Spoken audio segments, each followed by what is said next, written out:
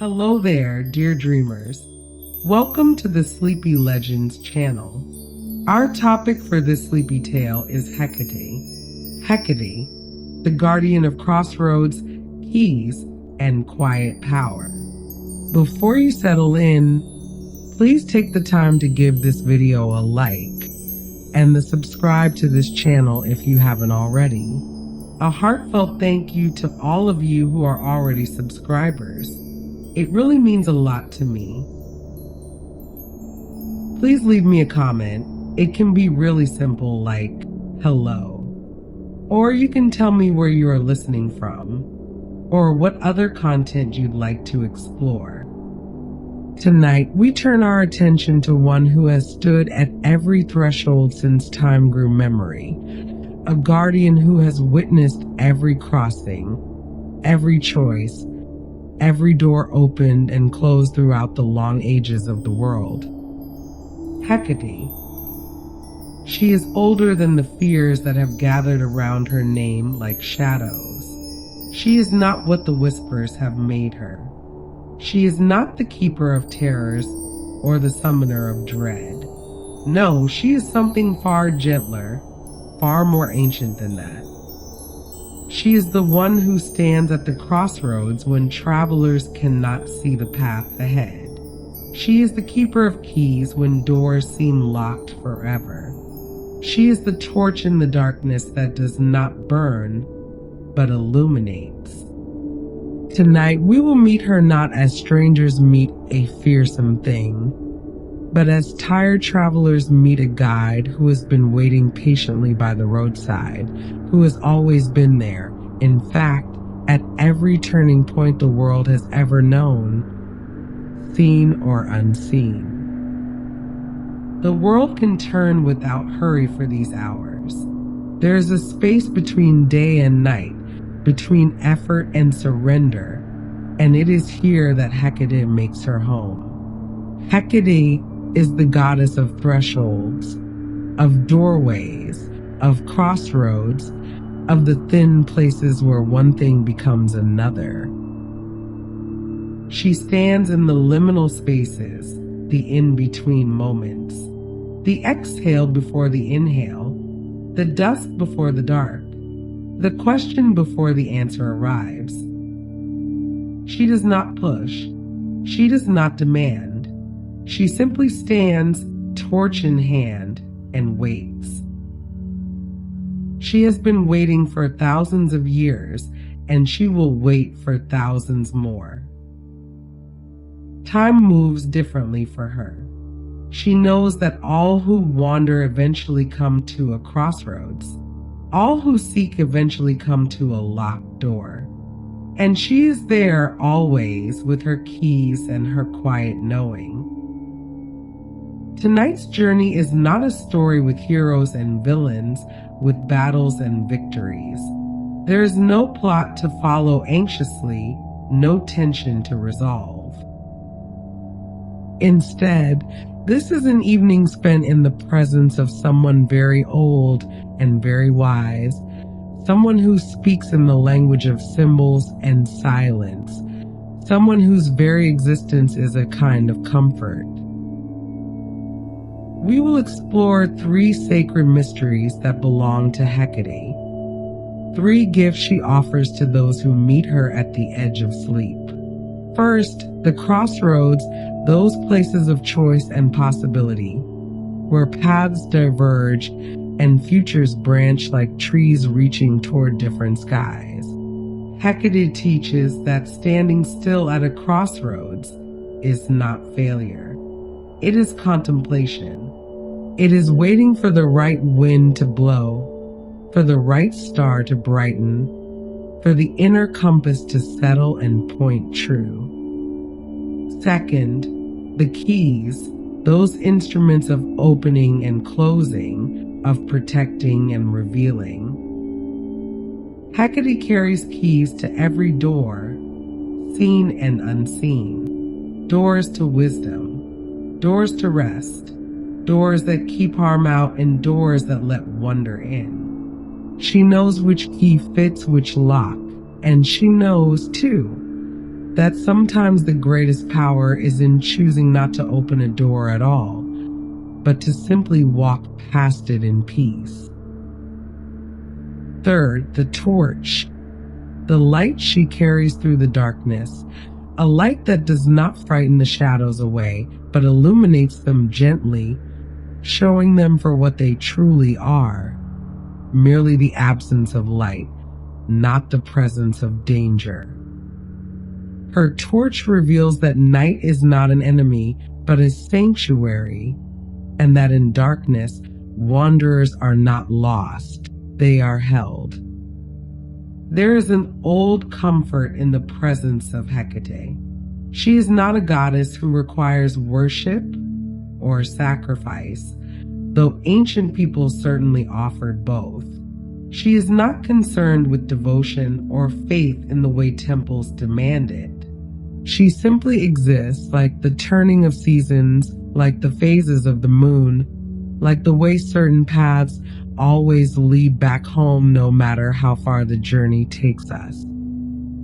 She has been present at moments unrecognized.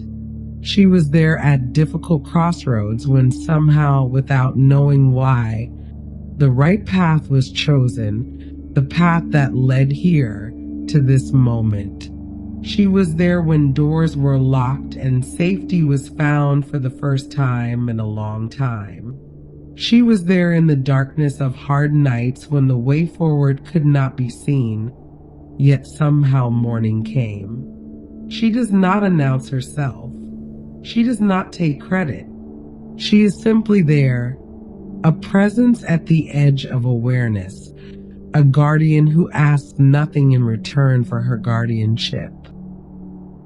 And so we find ourselves at a threshold now, the threshold of sleep, the threshold of story, the threshold of night. And Hecate stands here as she always has, as she always will, holding the torch that guides travelers safely through. There is no need to understand everything tonight. There is no need to remember every word.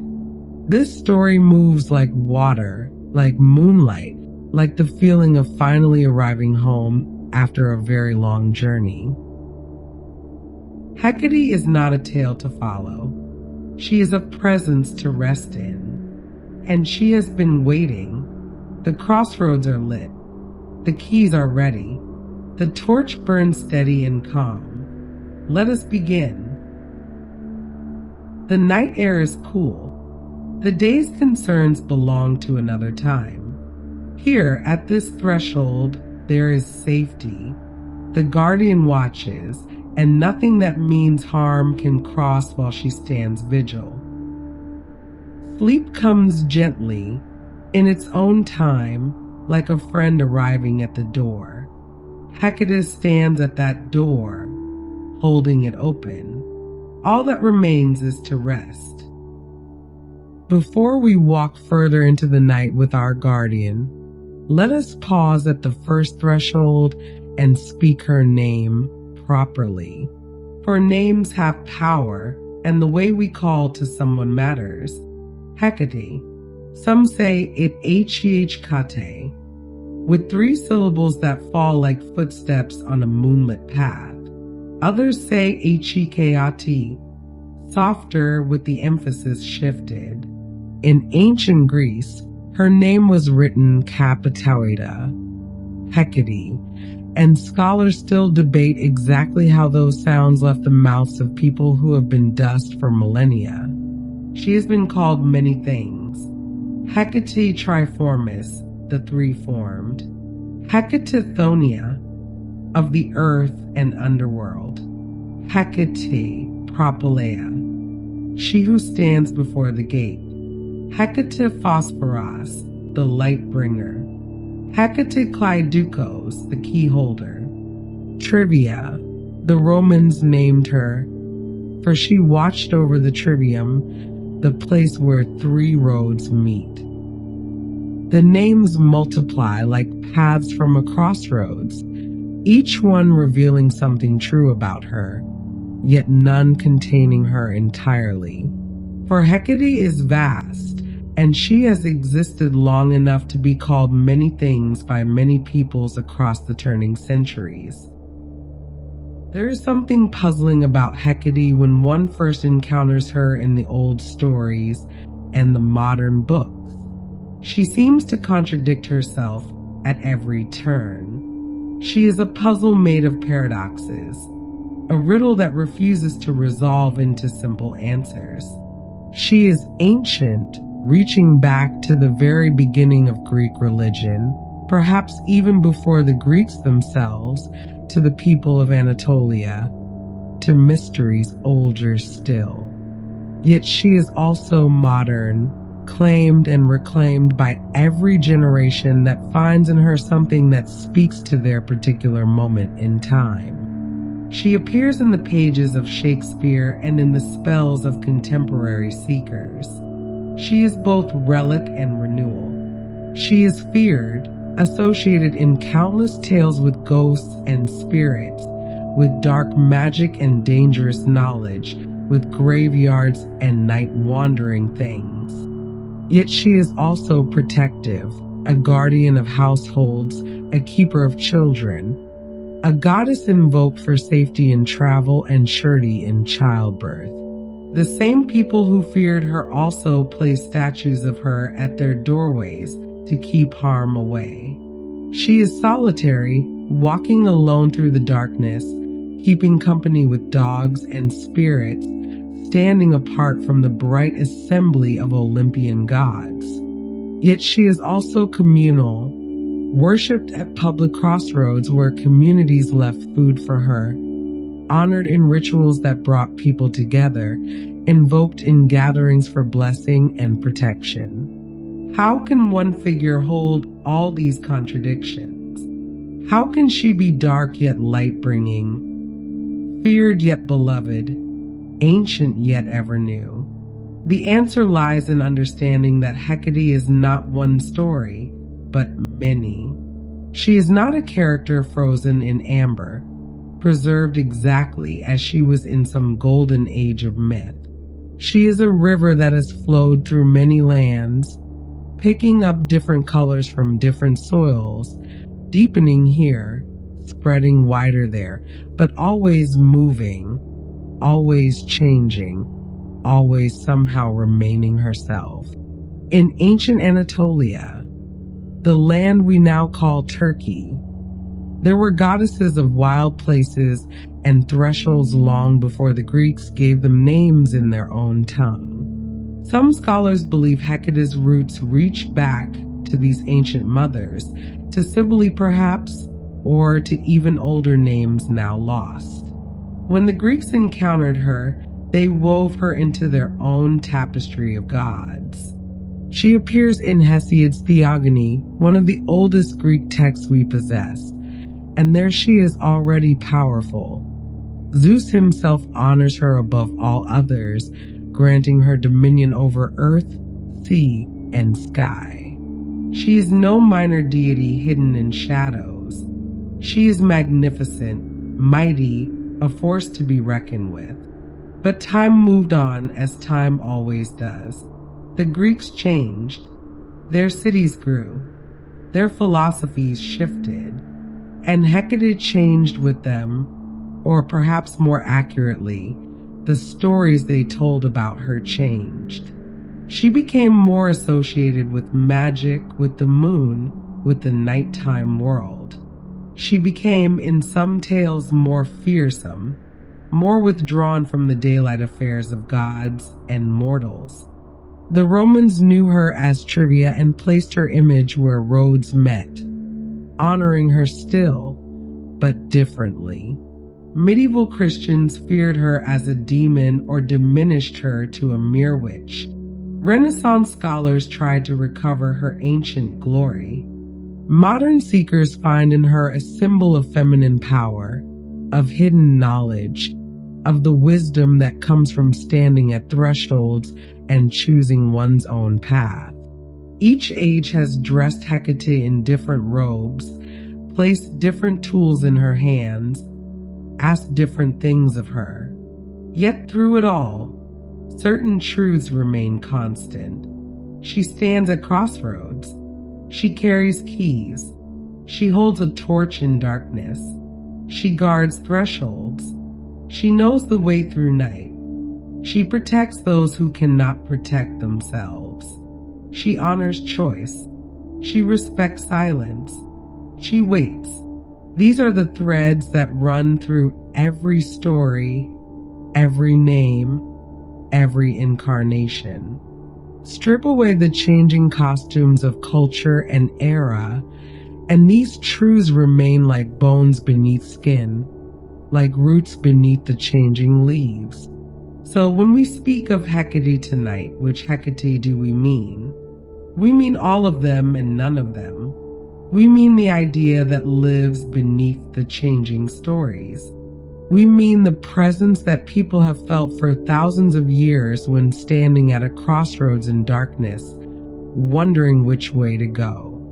We mean the comfort that comes from knowing someone, something, stands watch while we sleep. We are not historians tonight, trying to pin down exact dates and original meanings. We are not scholars arguing over proper interpretations. We are simply travelers who have come to a threshold in the dark, and we are grateful to find that the torch is lit, the guardian is present, and we are not alone. To understand Hecate more fully, we must trace her backward through time, peeling back the layers like opening a series of doors, each one revealing an older room, an earlier story, a deeper truth.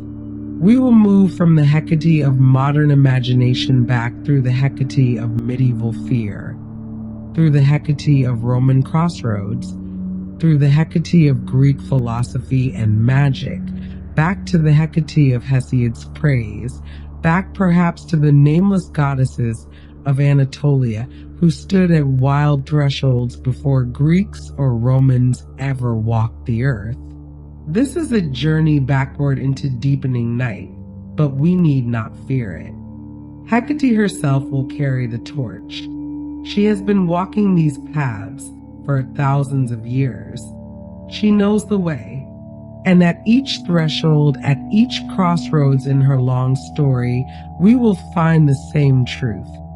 She is there not to frighten, but to guide, not to confuse, but to illuminate, not to harm, but to hold space for those who stand at the edges of things, wondering what comes next. So let us follow her backward now, through the centuries and the stories, through the names and the mysteries, always moving deeper into the ancient night where she first emerged, torch in hand, keys at her belt, standing at the crossroads where all paths begin. The journey starts here at this threshold.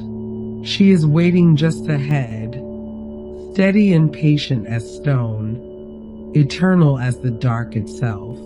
Let us walk toward her light. To find Hecate at her oldest, we must travel eastward in our minds, away from the marble temples of Athens, away from the ordered pantheon of Greek gods with their clear domains and family quarrels. We must travel to the place where Europe meets Asia, to the ancient land called Anatolia, the land that curves like a bridge between two worlds. This is the land we now call Turkey, but in the deep past it was home to peoples whose names we barely remember. Carians, Lydians, Phrygians, Hittites. They built cities before Rome was even a village. They worshipped gods before Zeus learned to throw lightning. And among their many deities, there were goddesses of thresholds, of wild places, of protection and power. Hecate's name itself may be Anatolian. Some scholars trace it to the Carian language, though the exact meaning has been lost to time, like so many ancient words. The Carians were a people of southwestern Anatolia, seafarers and warriors, And in their tradition, there were goddesses who watched over boundaries, who stood at the edges of civilized and wild spaces, who protected what was within from what was without. We cannot know for certain if Hecate began with them. The evidence is fragmentary, scattered, like trying to see a face in a broken mirror. But the pieces suggest something old, something rooted in that land before the Greeks arrived with their own gods and stories. In Anatolia, there was a long tradition of powerful mother goddesses, figures of immense authority who predated the father-dominated pantheons that would come later. Cybele, the great mother of Phrygia, wild and enthroned, attended by lions. The many-breasted Artemis of Ephesus, so different from the Greek huntress who would later share that name. Unnamed local goddesses who protected specific cities, specific mountains, specific sacred groves. These were not gentle, domesticated deities. They were fierce protectors, bringers of abundance, punishers of those who violated sacred law. They were deeply connected to the land itself, to the cycles of growth and decay, to the wild spaces that could not be tamed by human hands. Hecate, in her earliest form, may have been one of these, a local goddess of a particular region, revered by particular peoples, embodying the power and protection that communities needed to survive in an uncertain world. She was, first and foremost, a guardian of boundaries, not abstract philosophical boundaries, but real, physical ones. The boundary between the settlement and the wilderness beyond. The boundary between cultivated field and untamed forest. The boundary between what was known and safe and what was unknown and potentially dangerous. In ancient times, these boundaries were not merely symbolic. They were matters of life and death. Beyond the boundary of the city or village lay wild animals, hostile strangers, the unpredictable forces of nature. To live was to maintain the boundary, to keep inside what belonged inside, and to keep outside what belonged outside. A goddess who watched over these boundaries was essential. She stood at the edge, facing outward, vigilant. She was the protector, the sentinel, the one who said thus far and no farther to the chaos beyond. But she was not only about exclusion. Boundaries are also about inclusion. They define not just what is kept out, but what is kept in. They create space for safety, for growth, for community to flourish. A boundary is a threshold, and a threshold can be crossed in both directions, a way out and a way in. Hecate, even in these earliest forms, was associated with this dual nature of boundaries. She could keep harm out. She could also allow the necessary to pass. She was discerning, knowing when to bar the door and when to open it. This made her a goddess of households, as well as of city walls. She protected the home, that most intimate boundary between private and public life. Statues and markers of Hecate would be placed at doorways, asking for her watchful presence. When a family needed protection, when a mother worried for her children, when a household faced threat from illness or misfortune, Hecate was invoked.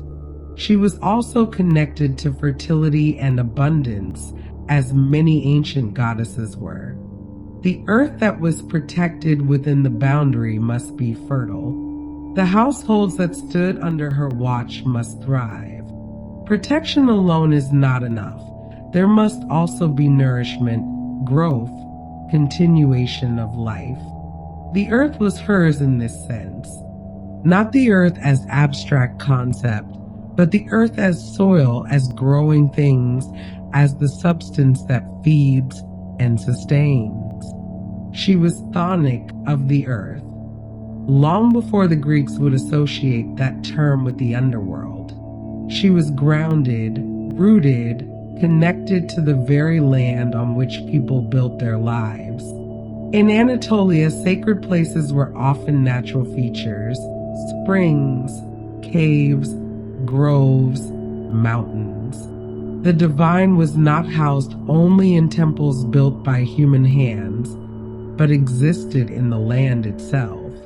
A goddess like Hecate would have been honored at these natural thresholds, these places where the ordinary world seemed to thin and something greater could be felt. Crossroads, too, were sacred, where paths met, where travelers coming from different directions might encounter one another, where choices had to be made about which way to go. These were places of power, places where the goddess might manifest, places where offerings should be left. The people of Anatolia understood that the world was full of spirits, forces, powers that needed to be acknowledged and respected. A goddess like Hecate was not distant and aloof. She was present, active, engaged with the daily concerns of those who honored her. And crucially, she was powerful in her own right.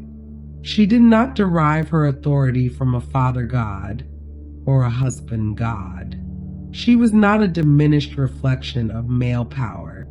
She stood alone, sovereign, answerable to no one but herself.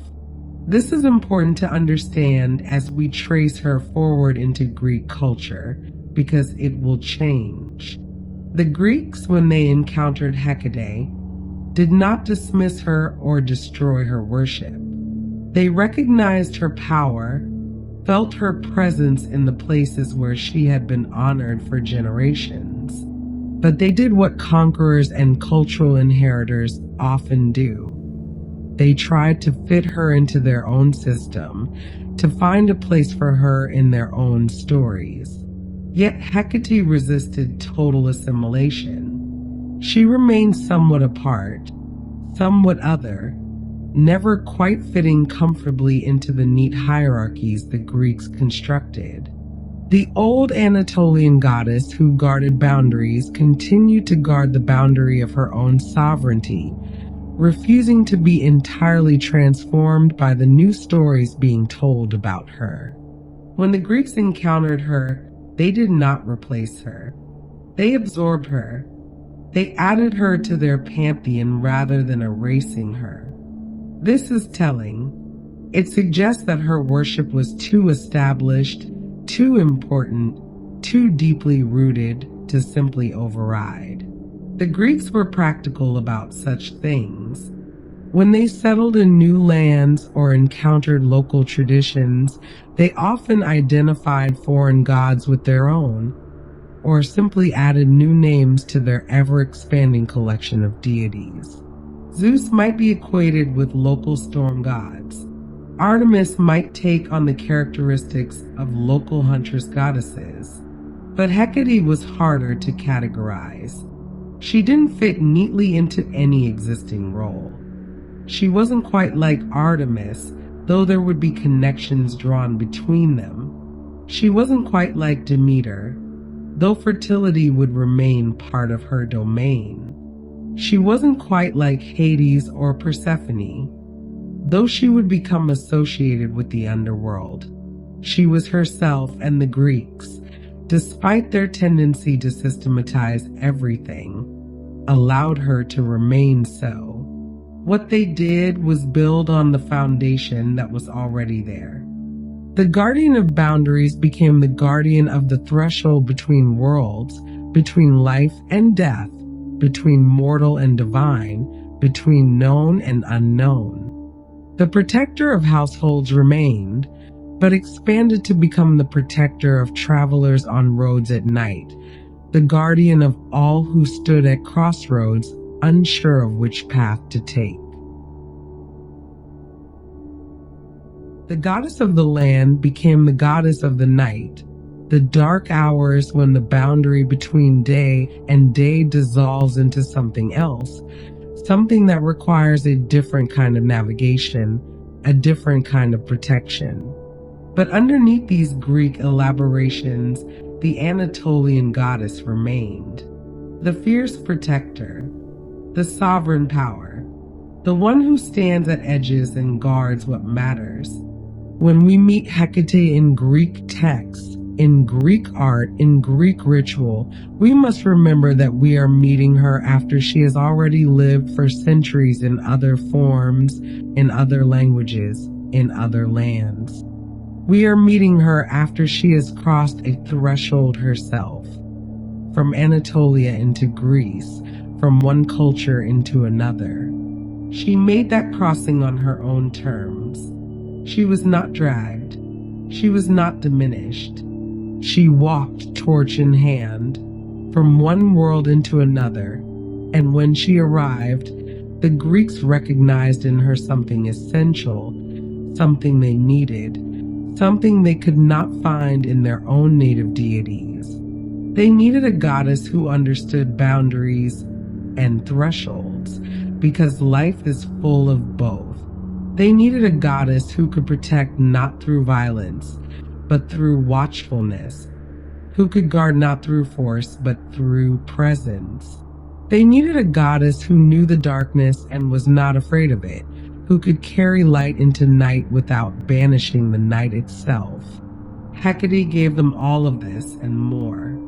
And in return, they gave her new stories, new names, new honors that would carry her forward through centuries and millennia, all the way to this very night, where we speak her name again and feel, perhaps, that ancient presence still standing at the threshold, still watching, still protecting, still holding the torch against the dark. The journey from Anatolia to Greece was just the beginning. Hecate would travel much farther, through much stranger territory, before her wandering was done. But always, always, she would remember where she came from. Always she would remain rooted in that ancient soil, that old power, that sovereignty that answers to no one but itself. The Anatolian goddess endures beneath all the Greek and Roman and medieval and modern layers. She endures like bedrock beneath centuries of accumulated sediment. Dig deep enough, and there she is, standing at the boundary between wild and tame, between human and other, between the world we know and the vast mysterious everything beyond. She is still there. She has always been there, and she will remain there long after we are gone, patient and eternal as stone, waiting at the threshold for the next traveler who needs a guide through the dark. When Hecate crossed from Anatolia into the Greek world, she entered a cosmos that was still young, still finding its shape. This was the archaic period of Greece, the centuries before the classical age of Athens and Sparta, before the Parthenon rose on its hill, before philosophy and democracy became the gifts Greece would give the world. This was a Greece of small settlements and tribal loyalties, of oral poetry sung by firelight, of gods who were still being sorted into hierarchies and family trees. The great myths were still fluid, still changing with each telling. The divine order was not yet fixed in marble and certainty. Into this world of becoming, Hecate arrived, and one poet at least recognized her for what she was. His name was Hesiod, and he lived around 700 BCE in the region of Boeotia in central Greece. He was not a city dweller, but a farmer, a shepherd, someone who knew the land and the seasons, someone who understood the daily need for divine favor. He composed two great poems that survived the centuries, works and days, about farming and justice, and theogony, about the birth of the gods. It is in the theogony that we find one of the earliest Greek accounts of Hecate, and it is remarkable for what it reveals. Hesiod does not present Hecate as a minor figure, a regional curiosity, a foreign goddess barely worthy of mention. Instead, he honors her with a passage of extraordinary length and praise, more than 30 lines devoted to her alone, more attention than he gives to many of the Olympian gods. This tells us something crucial. In the earliest Greek understanding we can access, Hecate was not peripheral. She was central, powerful, worthy of the highest respect. Hesiod tells us that Hecate was born of the Titans, the generation of gods that came before Zeus and his siblings. Her father was Perseus, a Titan whose name means the destroyer or the piercer, though little else is remembered of him. Her mother was Asteria, the starry one, a Titaness associated with nocturnal oracles and prophetic dreams, who would later transform herself into the island of Delos to escape an unwanted suitor. So Hecate's lineage was ancient and powerful, rooted in the cosmic order that preceded the Olympians. She was Titan-born, which in Greek thought meant she was part of the old order, the primal forces that shaped the world before Zeus and his generation seized control. When Zeus did rise to power, overthrowing his father Cronus and the other Titans, there was war.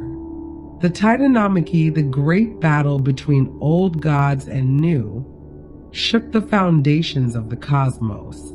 Most of the Titans were defeated, imprisoned in Tartarus, the deepest pit beneath the underworld. A few who sided with Zeus were allowed to keep their positions, but most lost everything.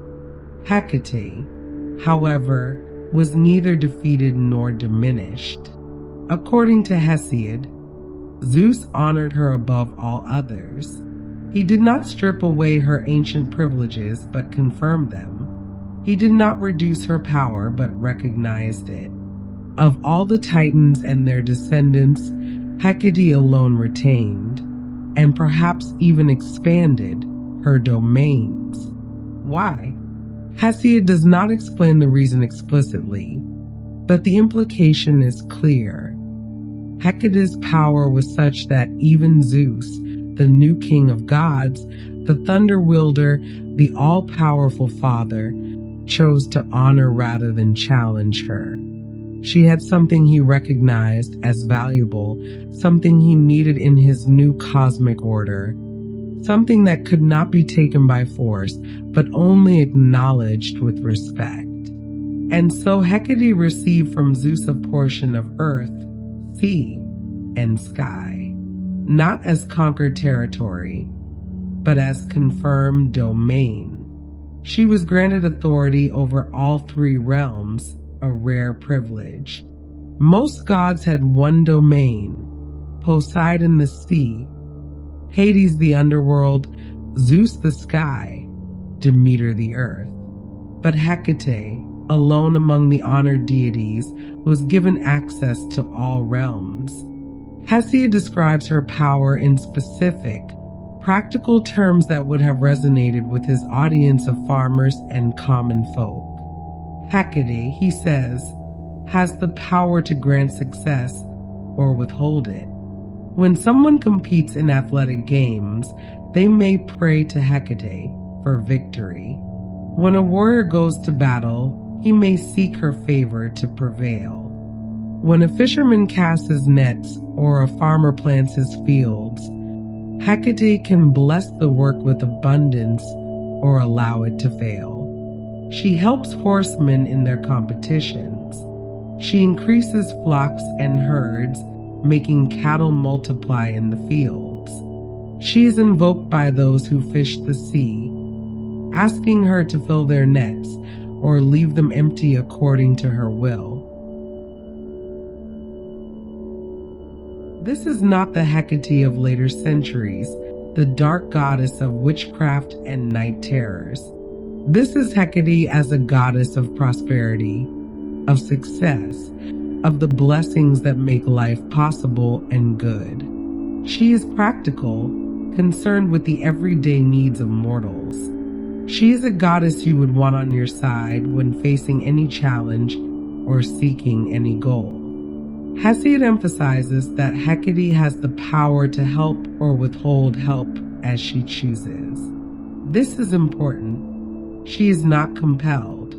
She is not a servant of Zeus or any other god. She exercises her own judgment, her own will.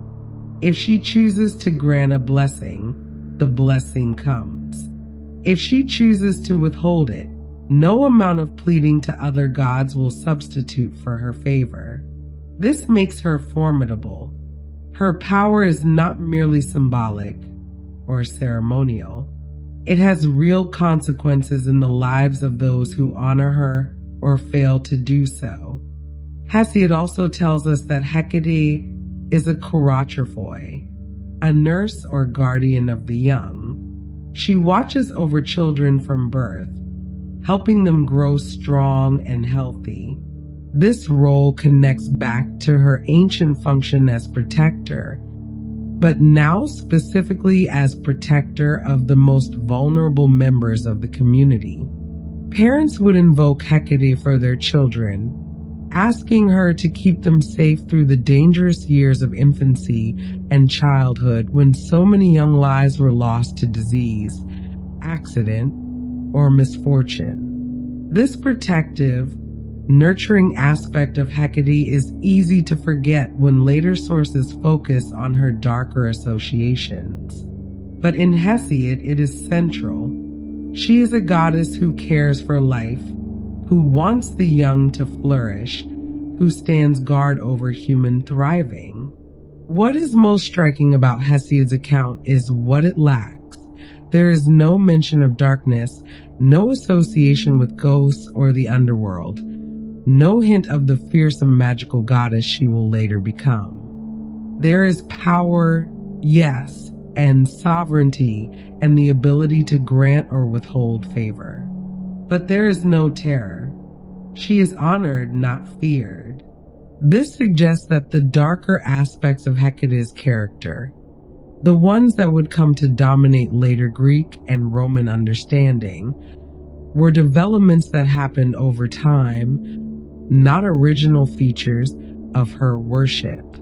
In the beginning, at least in the earliest Greek text we possess that discusses her at length, Hecate was a goddess of blessings.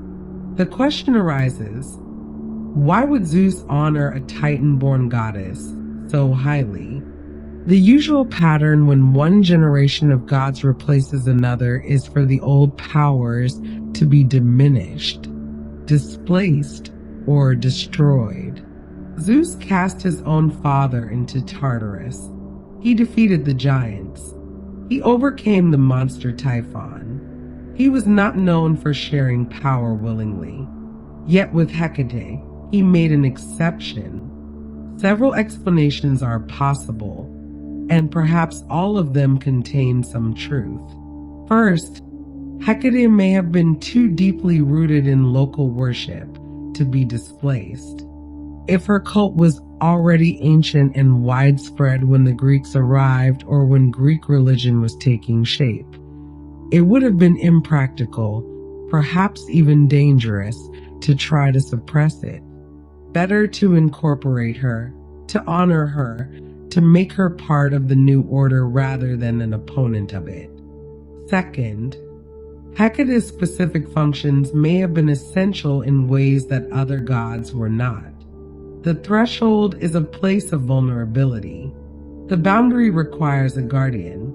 No other deity in the Greek pantheon quite filled this role. Zeus ruled the sky, but was not particularly concerned with doorways.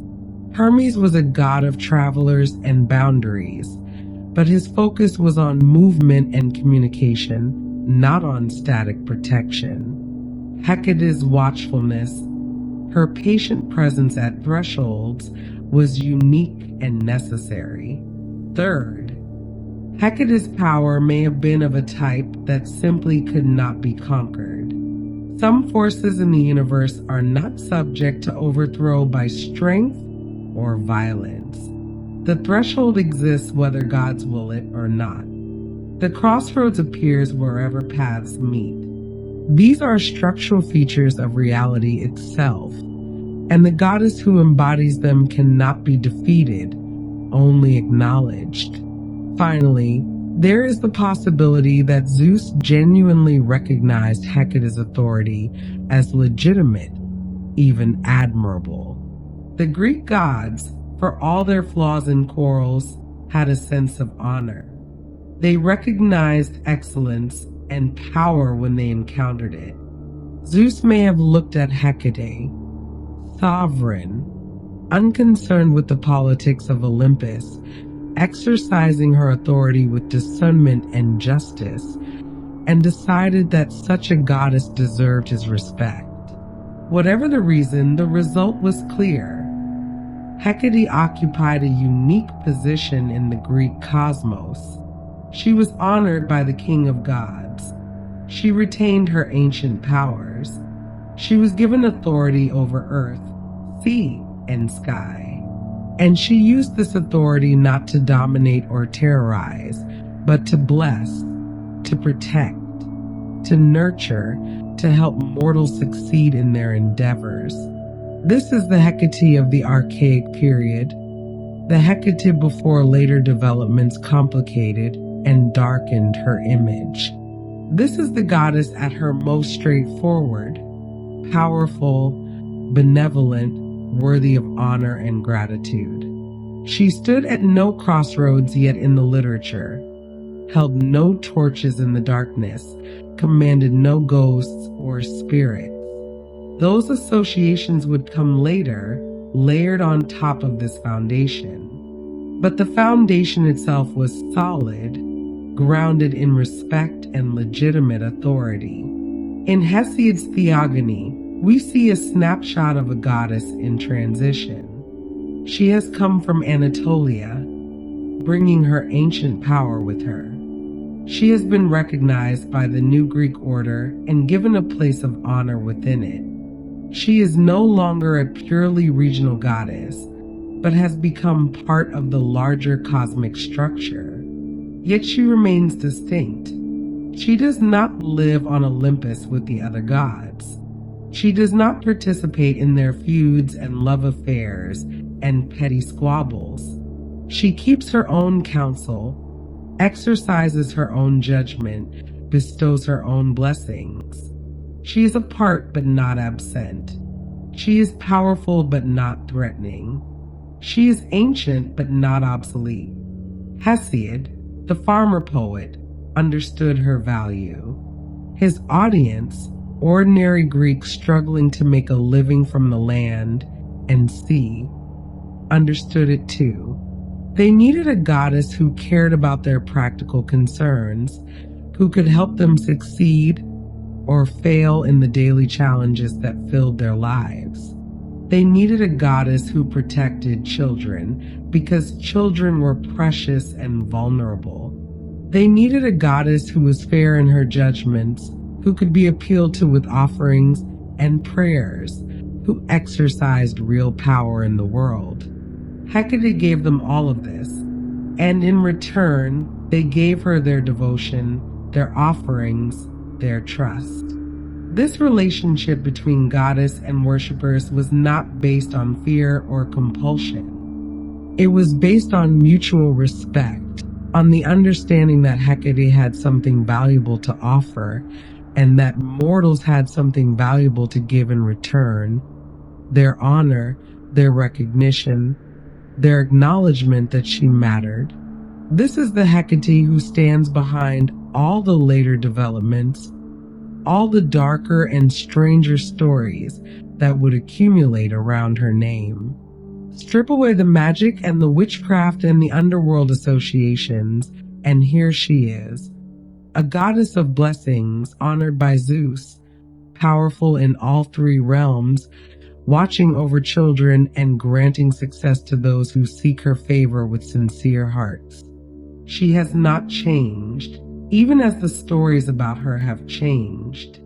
She is still this goddess, still exercising the same ancient authority, still standing at the same cosmic thresholds. The Greeks of the Archaic period saw her clearly. They understood what she was and what she offered. They honored her accordingly, and she blessed them in return.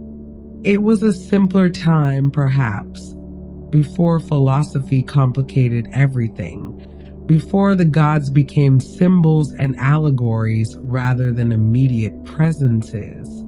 But in that simplicity was a truth that later ages would sometimes forget, that Hecate was not to be feared, but honored, not to be avoided, but sought, not a bringer of darkness, but a bringer of blessings. This is who she was in the beginning of her Greek life. This is the foundation on which everything else would be built. And even now, beneath all the layers of later interpretation, this Hecate endures.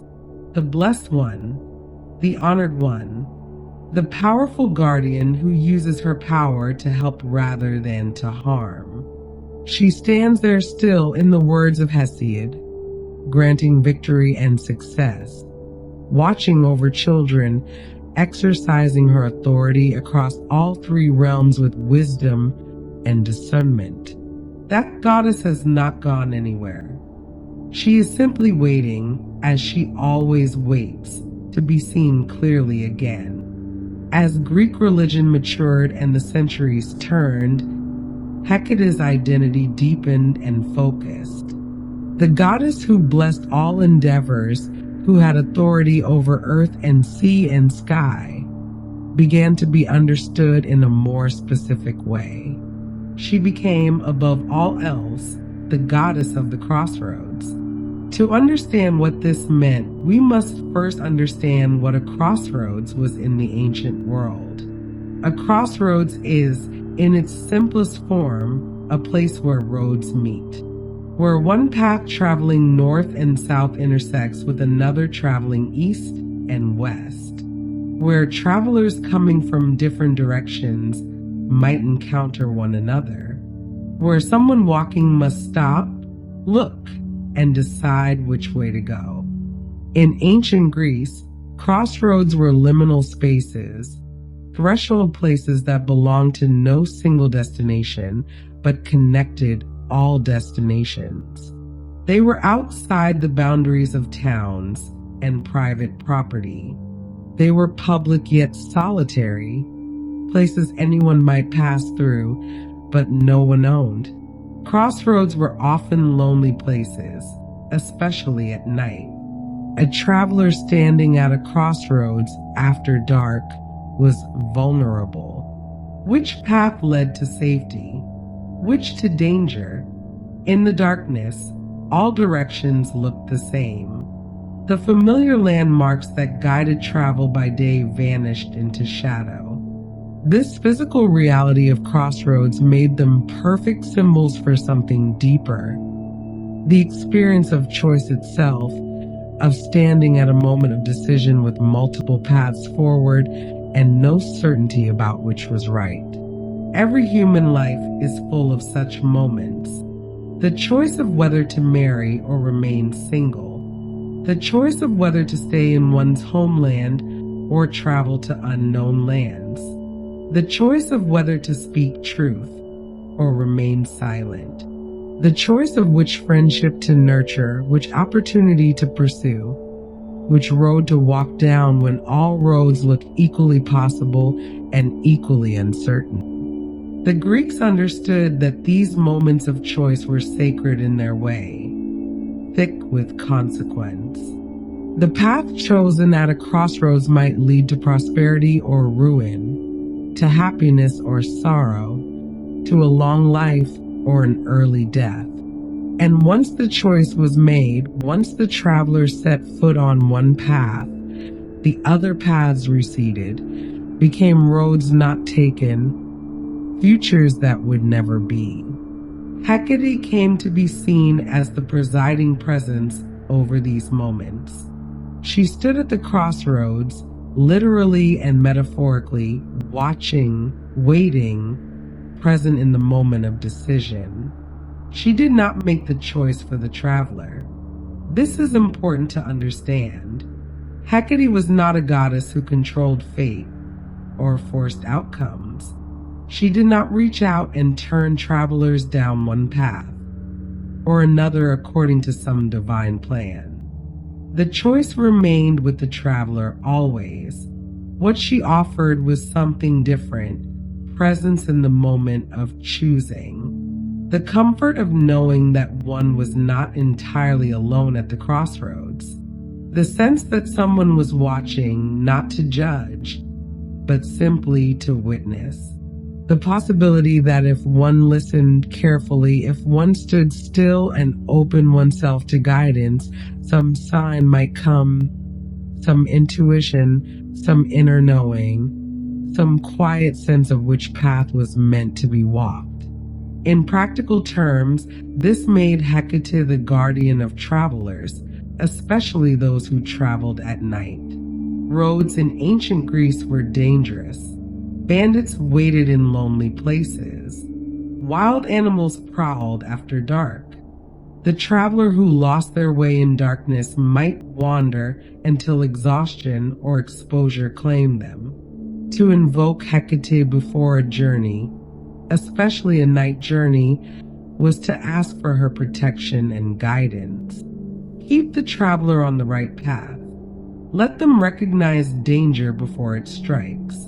Bring them safely to their destination through all the crossroads and turnings they must navigate in the dark. Hecate's presence at crossroads became so established that the Greeks began to place images of her there. These were called Hecatea, statues or pillars depicting the goddess, often with 3 faces or 3 bodies, looking down each of the roads that met at that place. The 3 formed Hecate. Hecate triformis could look in all directions at once. She could see what approached from any path. She could watch over travelers coming from the north, the south, the east, the west. Nothing could approach the crossroads unseen when Hecate stood watch. These statues serve multiple purposes. They mark the crossroads as sacred space, as a place where the goddess was present. They provided a focal point for offerings and prayers. They reminded travelers that they were not alone, that they stood in a place where the divine and human worlds touched. People would leave offerings at these crossroads shrines: food, wine, cakes, incense. These offerings were called Diapna Hecates, Hecate's suppers.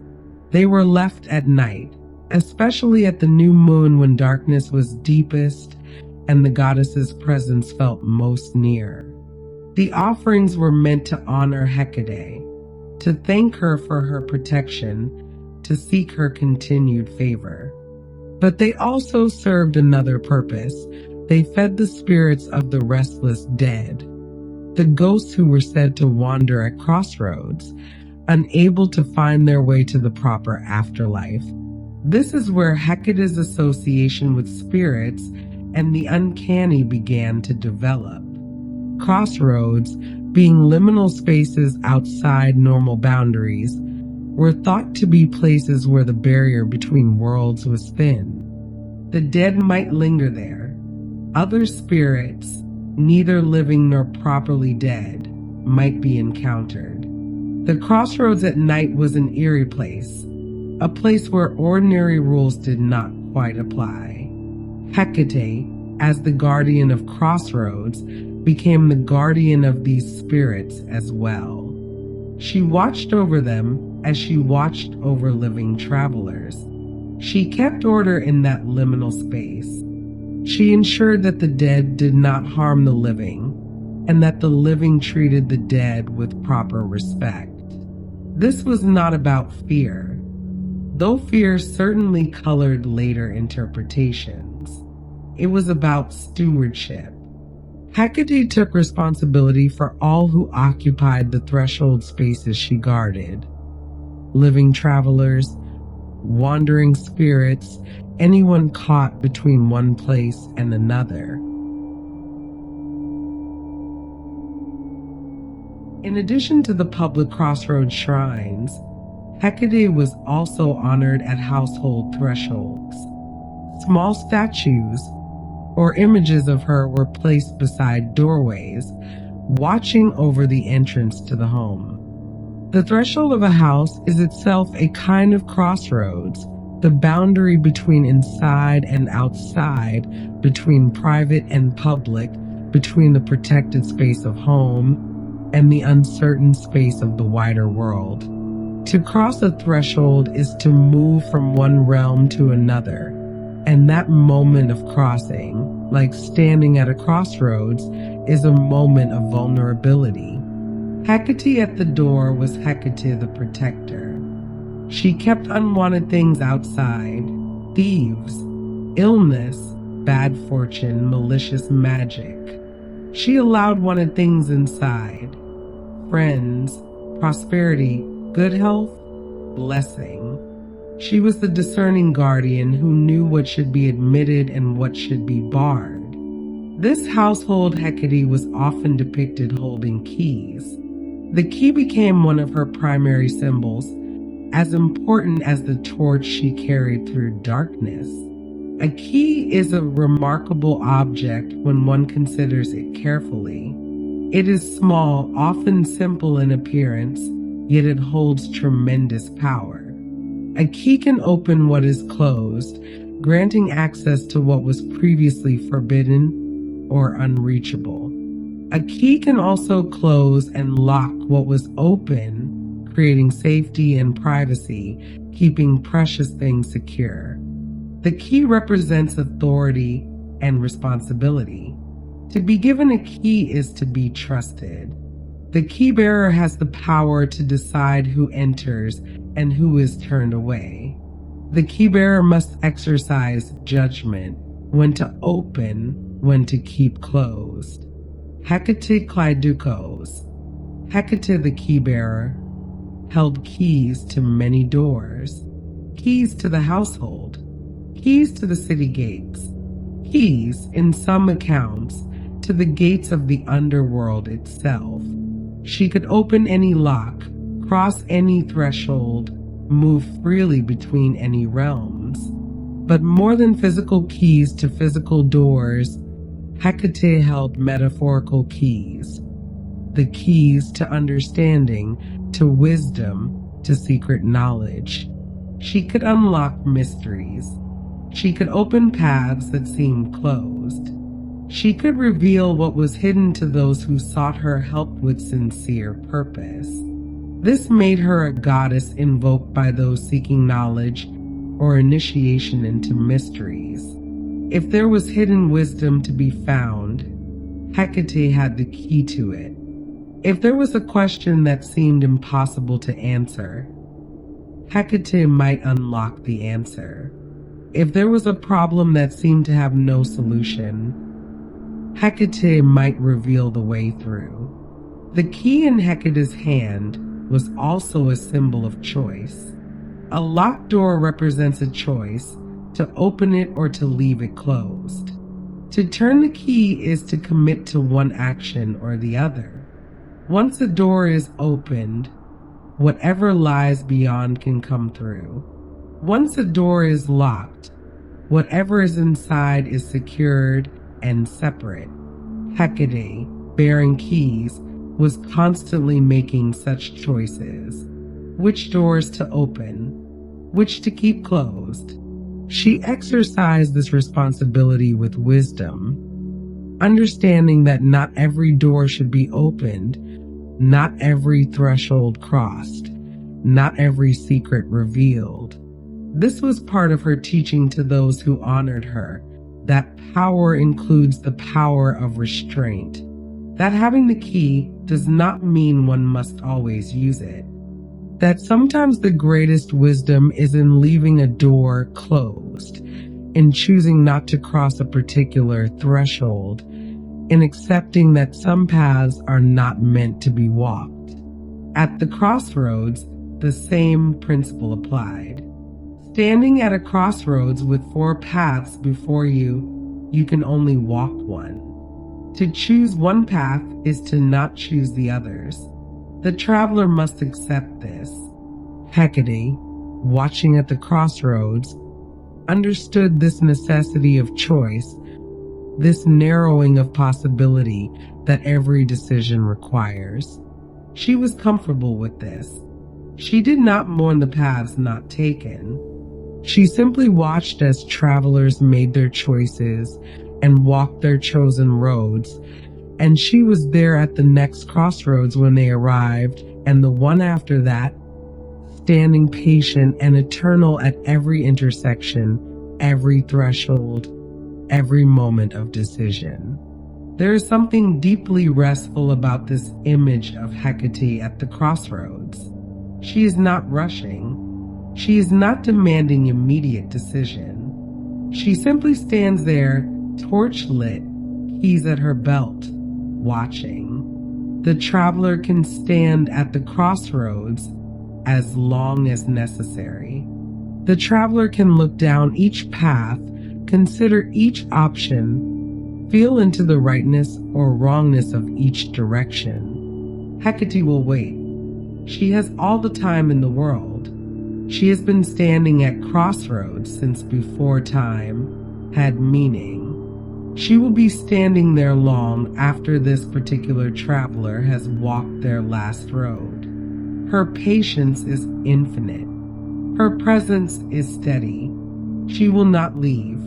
She will not abandon the traveler to make their choice alone. And when the choice is finally made, when the traveler takes the first step down the chosen path, Hecate remains at the crossroads, watching them go, her torch casting light on the road for as far as its glow can reach. Then another traveler arrives at the crossroads, facing their own choice, their own moment of uncertainty. And Hecate is there for them too, just as patient, just as present, just as willing to wait while the decision is made. Crossroads after crossroads, threshold after threshold, night after night, age after age. Hecate stands and watches and waits. She holds her torch. She carries her keys. She marks the place where paths meet and where choices must be made.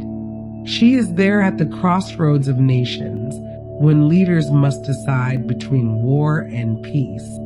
She is there at the crossroads of families, when parents must choose how to guide their children. She is there at the crossroads of the individual soul, when conscience wrestles with desire and the right path is unclear.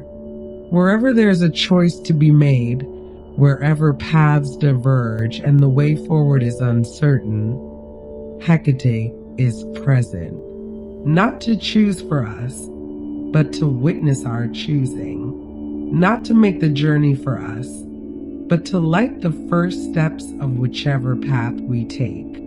The crossroads, the threshold, the moment of crossing from one state to another, the instant of decision, the place where roads meet and futures divide. These are Hecate's domains. These are the spaces she inhabits. These are the moments when her presence can be felt most clearly, if one knows how to recognize it. A pause before stepping through a doorway, a hesitation at an intersection, a moment of standing still while the world waits for a decision. These are sacred moments, threshold moments, crossroads moments. And in these moments, Hecate stands watch, steady as stone, patient as the turning of stars, present as the darkness itself. The road stretched out in all directions. The torch burns steadily. The keys wait silently at her belt, ready to open whatever door needs opening, ready to lock whatever door needs securing. The crossroads is empty of all but the traveler and the goddess. And that is enough. That has always been enough. As Hecate became more deeply associated with crossroads and thresholds, she also became a goddess of the night. This was a natural progression. Crossroads were most dangerous after dark. Thresholds were most vulnerable when the sun had set. The traveler needed guidance most urgently when daylight had failed and the familiar world had dissolved into shadow. But Hecate's connection to night was more than practical necessity. Night itself was her realm, her element, the time when her presence was most strongly felt. To understand Hecate as a goddess of night, we must first understand how the ancient Greeks thought about darkness and how different their understanding was from the fear-laden interpretations that would come later. Night, in its earliest conception, was not primarily a time of terror. It was a time of rest. After the labor of the day, after the heat and brightness and constant demands of sunlight, night felt like a blessing. It brought coolness. It brought relief. It brought the possibility of sleep. The Greeks understood night as necessary. Day could not continue forever. The sun could not shine endlessly without burning everything to ash. There had to be darkness to balance light, rest to balance labor, sleep to balance waking. Night was not the enemy of day, but its complement, its partner, its necessary other half. In Greek mythology, Nyx, night herself, was one of the most ancient and powerful of beings, born from chaos at the very beginning of things. Even Zeus was said to respect Nyx, to avoid angering her, to recognize her as a force beyond his authority. Night was primal, fundamental, not to be trifled with or dismissed. Hecate, as a goddess of night, partook of this ancient power. She moved through darkness as easily as others moved through daylight. She was not hindered by the absence of the sun. She did not stumble or lose her way. The night was her natural habitat, the element in which she was most fully herself. But she was not night itself. She was not Nyx, the primordial darkness. She was something else, a presence in the night, a consciousness that moved through darkness, a guide who understood the nocturnal world and could help others navigate it. Night was many things to the ancient Greeks beyond simply the absence of day. Night was a veil, a covering that hid things from view. Under cover of darkness, lovers could meet secretly. Conspirators could plot. The hunted could hide from hunters. Night protected privacy. It created space for things that could not happen in the harsh exposure of daylight. This veiling quality of night was not inherently sinister. It was simply a different mode of being, a different set of possibilities. Some things needed darkness to exist.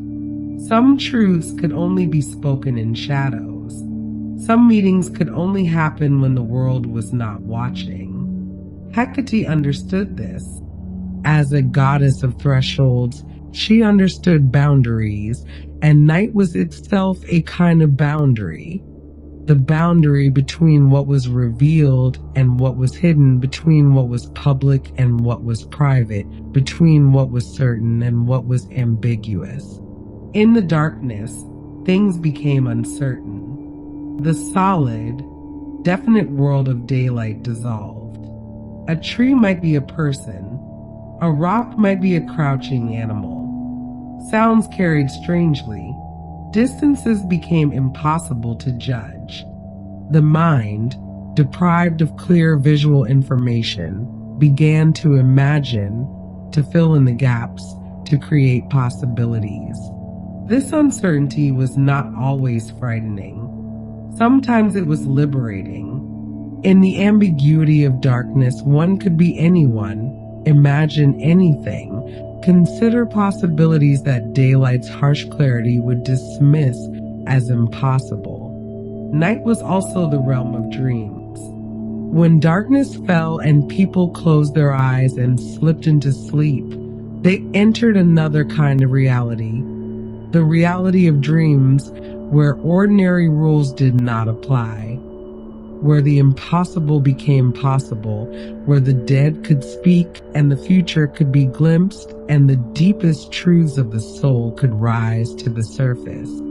Hecate, as a goddess of night, had access to this dream realm. She could move between waking and sleeping, between the solid world and the fluid world of dreams. She understood that night was not just the absence of day, but the presence of something else, a different kind of knowing, a different kind of truth. The ancient Greeks took dreams seriously. Dreams were messages, warnings, prophecies. The gods spoke through dreams. The dead appeared in dreams. The future announced itself in dreams. To sleep was to open oneself to communication from realms beyond the ordinary. Hecate, moving through the night, moving through the world of sleep and dreams, could carry messages, could facilitate these communications. She was not the source of dreams. That was the province of other gods like Morpheus, but she was the guardian of the threshold between waking and sleeping, the one who watched over those who crossed from one state to the other. Night, then, was not a time to be feared in itself. It was a time of rest, of privacy, of dreams, of different possibilities. It was necessary and natural. It was part of the rhythm of existence, as essential as breath. But night did have its dangers, and this is where Hecate's role became most important. In the darkness, travelers could lose their way. In the darkness, malicious spirits might wander. In the darkness, those with evil intentions could move unseen. The very ambiguity that made night liberating also made it dangerous. This is why Hecate carried torches. The torch became her most recognizable symbol along with the keys. In every depiction, in every statue, in every description, Hecate bears light into darkness. But her torches were not weapons. They did not burn or threaten. They were not carried to frighten away the night itself. They were carried to illuminate, to guide, to show the way. Think of what a torch does. It creates a circle of light in the darkness. Within that circle, things can be seen clearly. The path is visible. Obstacles can be avoided. Dangers can be recognized and assessed. But beyond the circle of torchlight, the darkness remains. The torch does not banish night. It simply creates a safe space within night, a moving circle of visibility that travels with the torchbearer.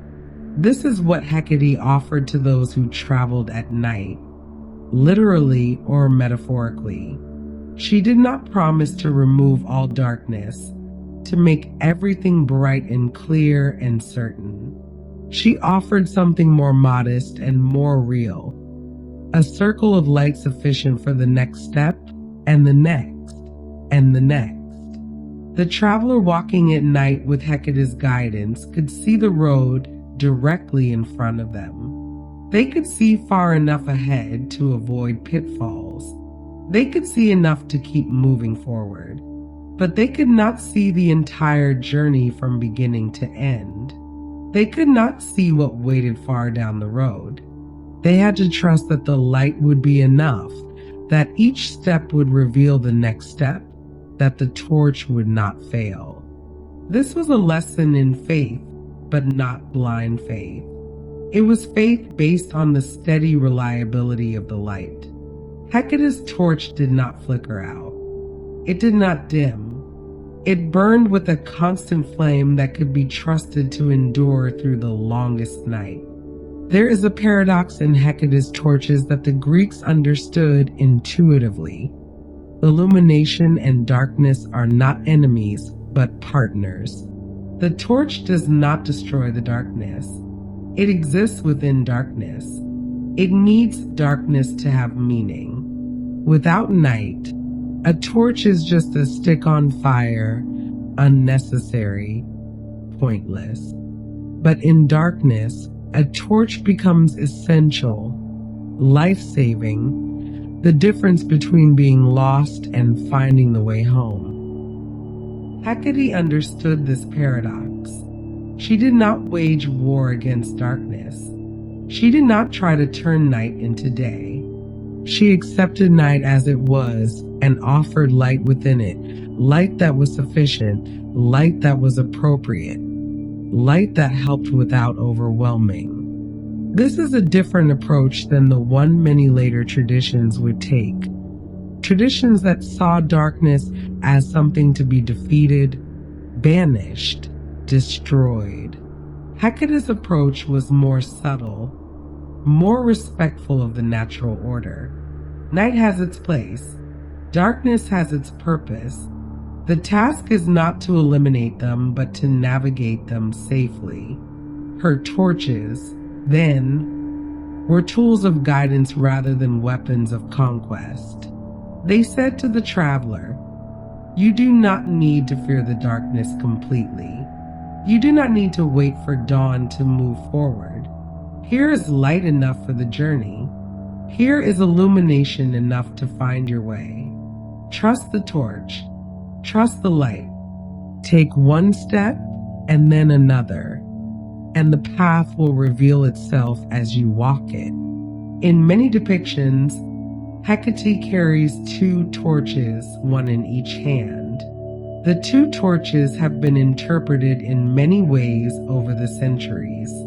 Some say they represent the duality of her nature, the blessing and the curse, the opening and the closing, the revealing and the concealing. Some say they represent the two paths not taken at a crossroads, the possibilities that remain even after a choice is made. Some say they represent past and future, with the present being the place where Hecate herself stands, illuminating both directions. Perhaps they are simply practical. Two torches give more light than one. Create a larger circle of safety. Push back the darkness a little further. Or perhaps they are a reminder that light, like truth, has multiple sources. There's not just one way to see, one perspective, one illumination. Hecate's two torches might represent the need to look at things from more than one angle, to seek more than one source of light, to understand that clarity comes from multiple illuminations rather than a single blinding flash. The torches burn steadily through the night. They do not waver. They do not go out. Hecate holds them high, and by their light, the path forward can be seen. This image, the goddess standing in darkness, holding torches, illuminating the way, became central to how people understood Hecate. She was Phosphoros, the light bringer. She was the one who carried illumination into places where others feared to go. And yet she never left the darkness behind. She did not retreat to the safety of daylight. She remained in the night, torch in hand, present in the very element that others fled. She was not afraid of darkness because she understood it. She knew its rhythms, its moods, its inhabitants. She was at home there, This made her the perfect guide for others who had to travel through darkness, whether the literal darkness of night roads or the metaphorical darkness of uncertainty, grief, fear, or confusion. When the way forward was unclear, when everything seemed dark and overwhelming, when the traveler felt lost and alone, Hecate was there, holding her torch, showing that even in the deepest darkness, light exists. Even in the most profound uncertainty, guidance is possible. Even in the most fearful night, safety can be found. The torch burns on, the light endures, the way forward exists, even when it cannot be seen all at once. Step by step, the journey continues, and at every step, Hecate's torch illuminates just enough path to keep moving. The night is long, but the light is steady. The darkness is vast, but the circle of illumination is sufficient. One foot in front of the other, guided by torchlight, the traveler moves through night toward dawn. And Hecate walks with them, torches blazing, a steady presence in the dark. The night has no power over her. She has no fear of it. And those who walk with her, trusting her torches, need not fear it either. Darkness and light dancing together. Night and illumination existing side by side. The soft paradox that makes Hecate who she is. The goddess who brings light without banishing darkness, who guides without controlling, who illuminates without exposing, who stands in night and makes it safe. The torches burn. The night continues. And somewhere in the darkness, a traveler finds their way home, guided by a light they may not even realize was there, protected by a presence they may never see but can always trust. Hecate keeps her vigil. The night passes, the torch endures, and that is enough. That has always been enough. Let's look at Hecate in a different light. Have you listened to the sleepy legend story of Persephone? Let's look at that story differently. Let's hear about Hecate's role. Hecate is not the central figure, but a supporting presence, and yet her role is essential. It is a story of loss and reunion, of darkness and return, of a mother's grief and a daughter's resilience. It is the story of Persephone's abduction, and Hecate's place in it shows us something crucial about who she is and what she offers. The story is old, preserved in the Homeric hymn to Demeter, composed perhaps in the 7th or 6th century BCE. It was sung at the mysteries of Eleusis, those secret rites that promised initiates a better fate after death and a deeper understanding of life cycles. The story was sacred, central to one of the most important religious ceremonies in the ancient Greek world. It begins with a meadow and a young goddess gathering flowers.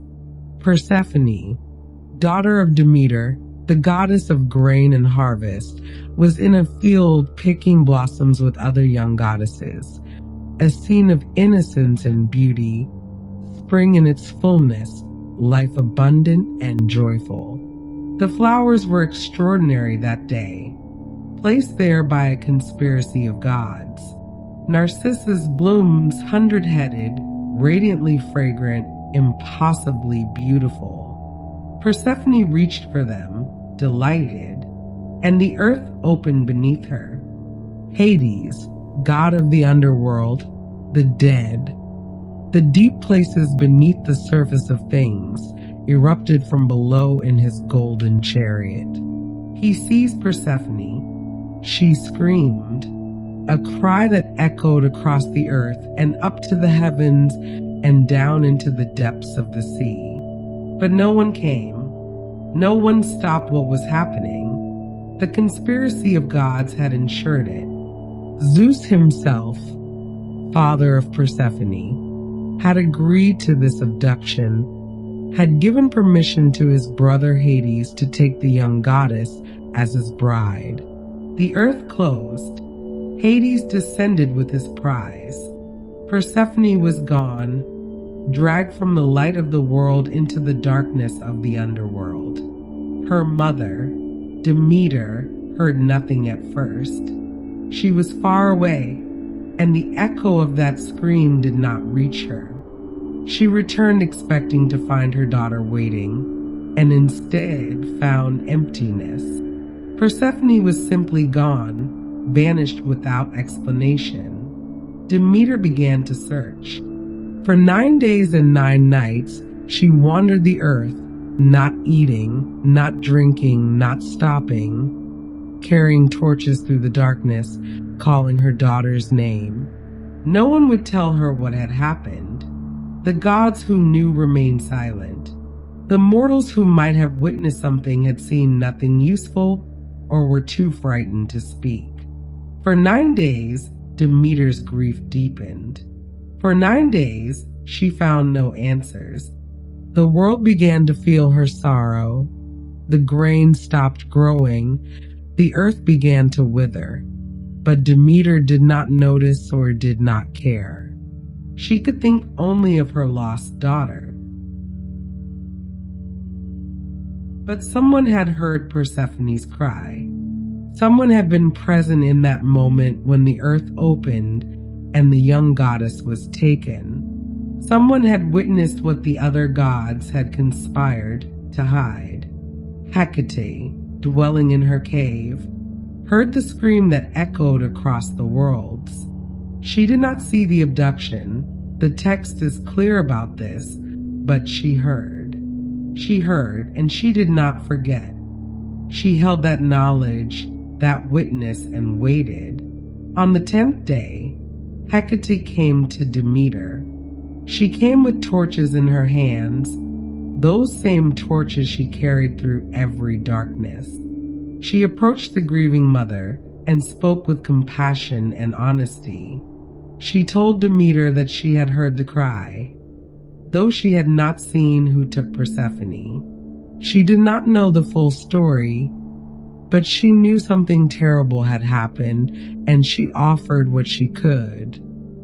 Her presence, her witness, her willingness to help search for the truth.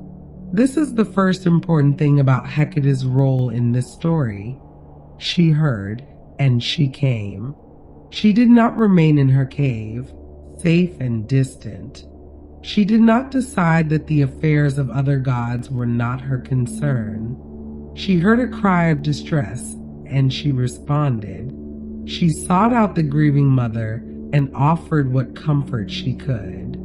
Together, Hecate and Demeter went to Helios, the sun god, who sees everything that happens under his light. Helios told them the truth that others had hidden. Zeus had given Persephone to Hades. The abduction was sanctioned by the king of gods. Hades had taken Persephone to be his queen in the underworld. Demeter's grief turned to rage. She abandoned Olympus, disguised herself as an old woman, and walked among mortals, withholding her blessings from the earth. The crops failed, famine threatened, mortals suffered, and still Demeter would not relent, would not restore fertility to the earth until her daughter was returned. Finally, Zeus relented. He sent Hermes to the underworld to bring Persephone back.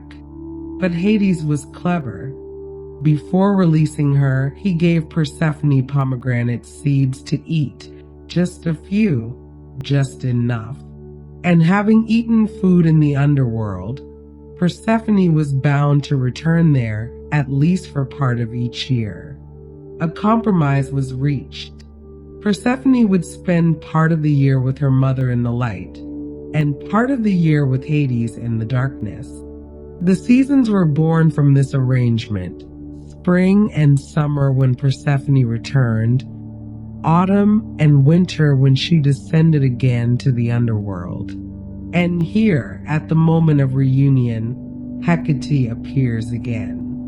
When Persephone emerged from the underworld, when she was finally restored to her mother's arms after so long in darkness, Hecate was there.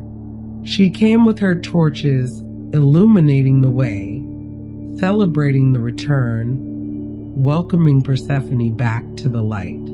From that day forward, the hymn tells us, Hecate became Persephone's companion. She went before her and followed after her. She attended the young goddess who had experienced darkness and returned. She became her guide, her guardian, her friend. This companionship is the second important thing about Hecate's role. She did not rule over Persephone. She did not control her or claim authority over her. She simply walked with her, attended her, kept her company in the journey between worlds. When Persephone descended each year to the underworld, Hecate was there. When Persephone rose again to the surface, Hecate was there. She was the constant presence, the steady companion, the one who knew both realms and could guide safely between them.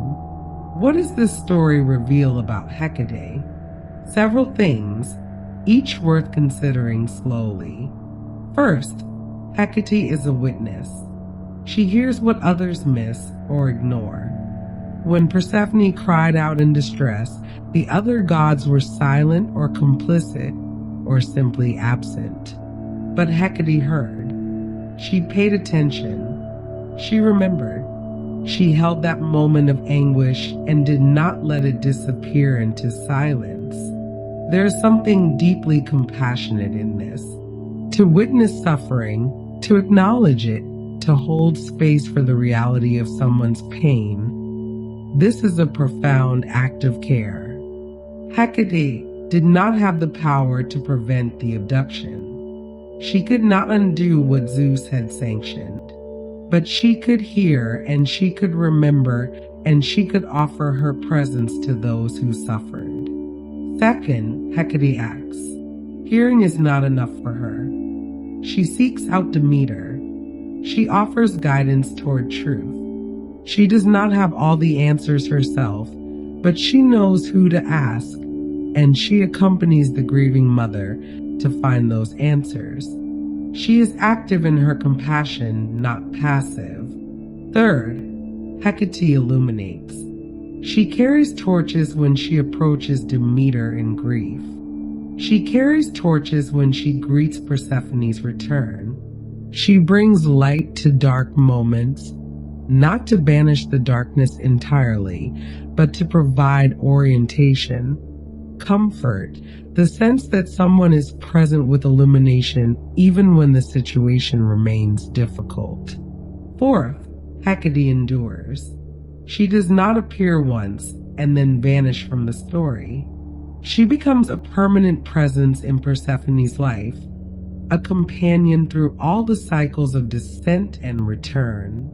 She is there season after season, year after year, faithful and constant. This constancy matters. Persephone's experience is not a single trauma, but a recurring one. Every year, she must leave the light and return to darkness. Every year, she must say goodbye to her mother and descend to the underworld. Every year, she must face the same transition, the same loss, the same difficult journey. And every year, Hecate is there. Not to prevent the descent. It cannot be prevented. The pomegranate seeds have bound Persephone to that fate. But to accompany it, to make it less lonely, to hold torches in the darkness and guide the way down, and then, months later, to guide the way back up.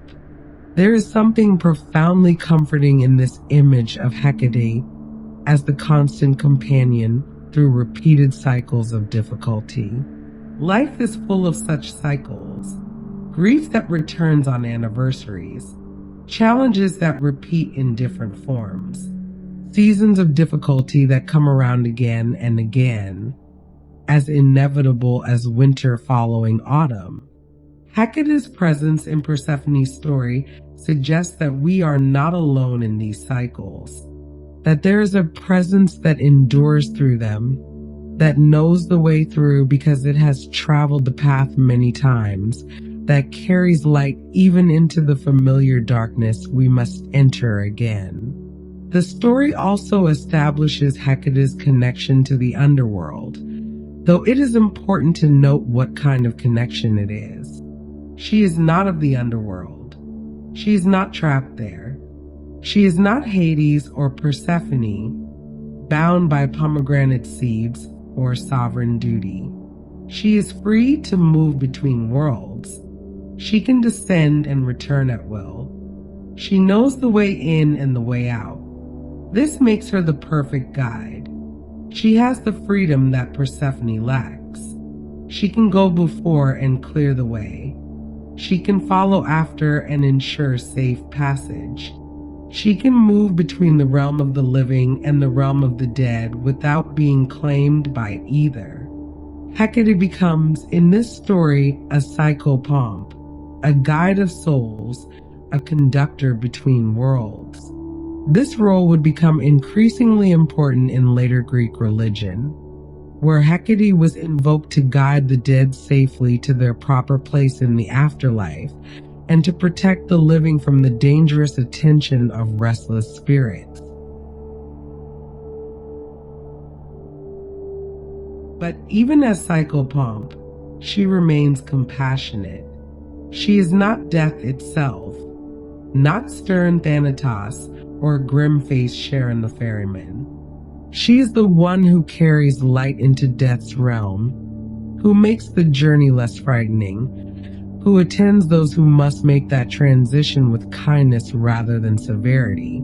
The story of Persephone and Demeter is fundamentally about cycles, the cycle of seasons, the cycle of life and death, the cycle of separation and reunion. These cycles are natural, inevitable, part of the structure of existence. They cannot be prevented or avoided. They must be endured. But endurance is easier when it is not solitary. The cycle is gentler when someone walks through it with you. Someone who knows the way. Someone who has made this journey before and will make it again. Someone whose presence says, "You are not alone in this. I am here. I will stay with you through the descent, and I will be there to welcome you on the return." This is what Hecate offers Persephone, not rescue from the cycle, but companionship within it, not prevention of the difficult journey, but guidance through it, not an end to the separation, but the assurance that even in the deepest darkness of the underworld, there is someone present, someone holding a torch, someone who remembers the way back to the light. Season after season, Persephone descends. Season after season, she returns. The earth dies and comes back to life. Grain is harvested and planted again. The cycle continues, endless, inevitable, built into the fabric of the world. And through all of it, Hecate is present.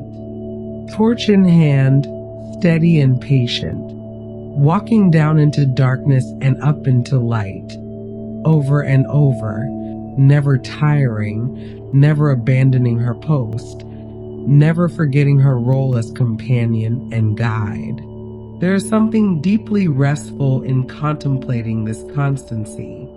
The seasons turn, the cycles continue, and someone is there holding light, marking the way, making the journey possible. Persephone descends. Hecate goes with her, torches blazing in the darkness of the underworld. Persephone returns. Hecate greets her, torches welcoming her back to the light. Down and up, darkness and light, separation and reunion, loss and return. The cycle turns and Hecate turns with it, faithful companion to the one who must endlessly navigate between worlds. In this story, Hecate is not fearsome. She is not the dark goddess of later imaginations. She is simply present, compassionate witness, gentle guide, constant friend. She hears cries that others miss. She offers help when others stand silent. She walks through darkness so that others need not walk alone. This is perhaps the truest image of Hecate, the one who stands beside those who suffer, who descend, who face darkness and loss. She does not promise to prevent these things. She cannot. They are part of life's structure, as inevitable as the turning seasons. But she can be present through them. She can carry light into them. She can guide safely through them. She can wait at the other side to welcome the return. And she does. Season after season, cycle after cycle, age after age. Hecate keeps her vigil, tends her torches, walks her path between the worlds. Persephone is never alone in her descent. The darkness is never total. The torch still burns. And when spring comes, when the earth softens and the first green shoots push through the soil, when Persephone rises once more from the underworld, Hecate is there, torches lifted high, light blazing in welcome. The cycle completes. The cycle begins again, and Hecate endures through all of it, steady as stone, gentle as firelight, faithful as the returning seasons themselves. Down into darkness, up into light, down again, up again, the eternal cycle and the eternal companion who walks it with those who must make the journey. Rest in that constancy. Rest in that faithful presence. Rest in the knowledge that even the darkest descent is not made alone, that even the longest winter ends in spring, that even the most profound loss contains within it the seed of return. Hecate knows this. She has seen it countless times. She will see it countless times more. The cycle continues. The torch burns on. And those who must descend need not fear, for the guide is there, light in hand, ready to walk with them through whatever darkness must be faced. Something changed as the centuries passed and Greece moved from its archaic beginnings into the classical age of Athens, Sparta, and the great playwrights. Hecate, who had been honored by Zeus, who had blessed the endeavors of mortals, who had walked compassionately with Persephone, began to be seen differently. She did not change, but the stories told about her changed. The emphasis shifted. The light that had illuminated her began to cast different shadows, and those shadows grew longer, darker, more ominous. By the time of the classical period, the 5th and 4th centuries BCE, Hecate was increasingly associated with magic, with ghosts, with night rituals that happened far from the ordered spaces of the city. She was moving in the Greek imagination, from the center toward the margins, from the blessed guardian to something stranger, more unsettling, more dangerous. This transformation was gradual, not sudden. It happened over generations, influenced by many factors: cultural shifts, political changes, the evolution of Greek society itself. To understand why Hecate's image darkened, we must understand what was happening in Greece during these centuries. The classical period was the age of the polis, the city-state, with its emphasis on citizenship, law, rational discourse, and ordered public life. Athens especially prided itself on democracy, on philosophy, on the clear light of reason. The city was the center of civilization. The agora, the public square, was where important things happened. The assembly, where citizens debated, was the seat of power. Everything outside the city, outside this ordered civic space, became suspect. The wilderness was where barbarians lived. The night was when respectable people stayed indoors. The margins, the edges, the threshold places, these became associated with things that did not fit comfortably into the rational, ordered world the Greeks were constructing. And Hecate, goddess of thresholds, guardian of margins, walker in night, naturally became associated with this outside, this other, this liminal space that the city dwellers increasingly viewed with suspicion. Magic became one of her primary associations. In the earlier periods, magic was not necessarily a negative term. It simply meant special knowledge, the ability to work with forces that ordinary people did not understand. But as Greek society became more rationalized, more focused on philosophy and logic and empirical observation, magic began to be seen as irrational, suspicious, potentially dangerous. Magicians operated outside the normal channels of power. They did not need citizenship or wealth or political influence. They needed only knowledge, secret knowledge, hidden knowledge, knowledge passed down through mysterious channels rather than taught openly in schools and academies. This was threatening to the established order.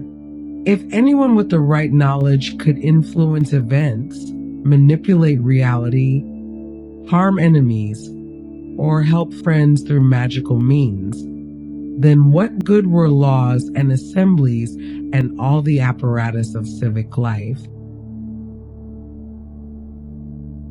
Hecate, with her ancient authority, her connection to hidden things, her keys that could open any door, became associated with this magical knowledge.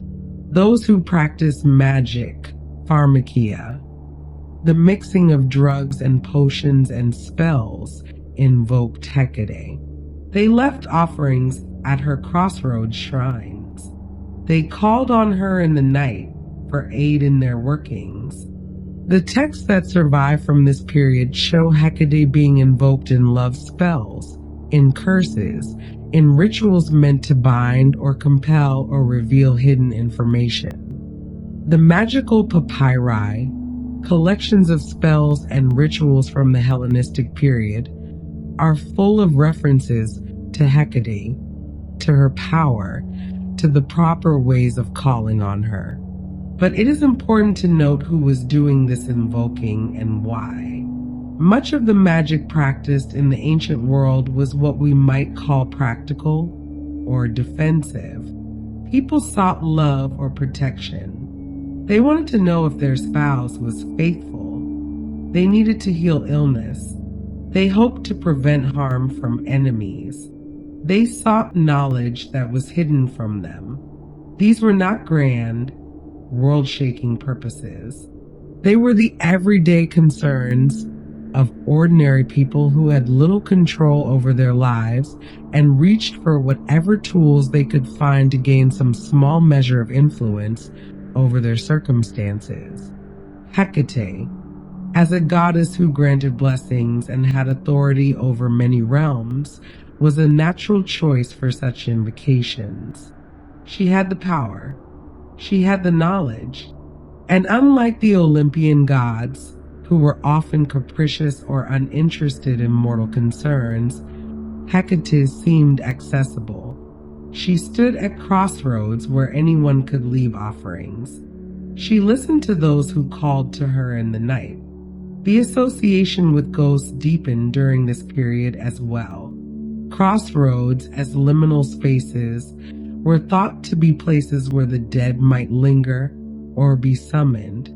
Hecate, as guardian of crossroads and guide of Persephone, had access to the underworld. It was believed that she could command spirits, that the dead attended her, that she moved through the night accompanied by ghostly retinues. This was not entirely new. The connection between Hecate and the dead had roots in her role as psychopomp, but it became more emphasized, more central to her identity. She was no longer just the one who guided the dead safely to their rest. She was the one who could summon them back, compel them to speak, use them for her purposes or the purposes of those who invoked her. Night rituals, performed at crossroads under the moon, became part of her worship. These were not the public festivals of the daylight gods, not the grand sacrifices on temple altars attended by crowds of citizens. These were private, secret rites, performed by individuals or small groups, often by women, often involving offerings of food, incense, and prayers spoken in darkness.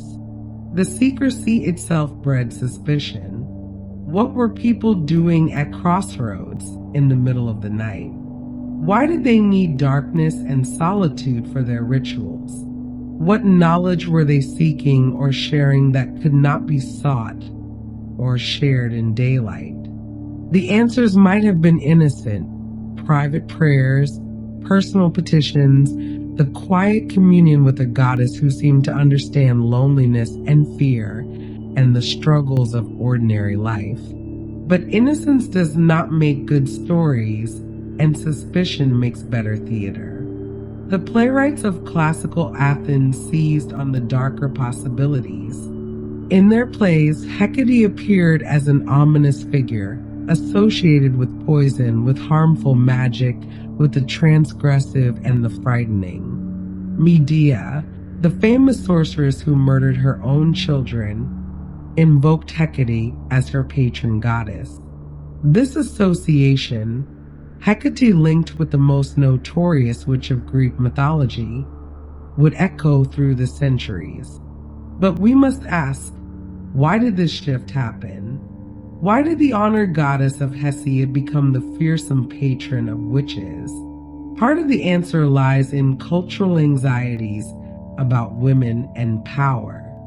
In the increasingly patriarchal society of classical Greece, women had little official power. They could not vote, could not own property in their own names, could not participate in the public life that men valued so highly. They were confined to the household, to the private sphere, to the margins. Yet women still had power, informal power, domestic power, the power that comes from managing households and raising children and knowing things that happen behind closed doors. And men, controlling the public sphere, were anxious about this power they could not fully see or control.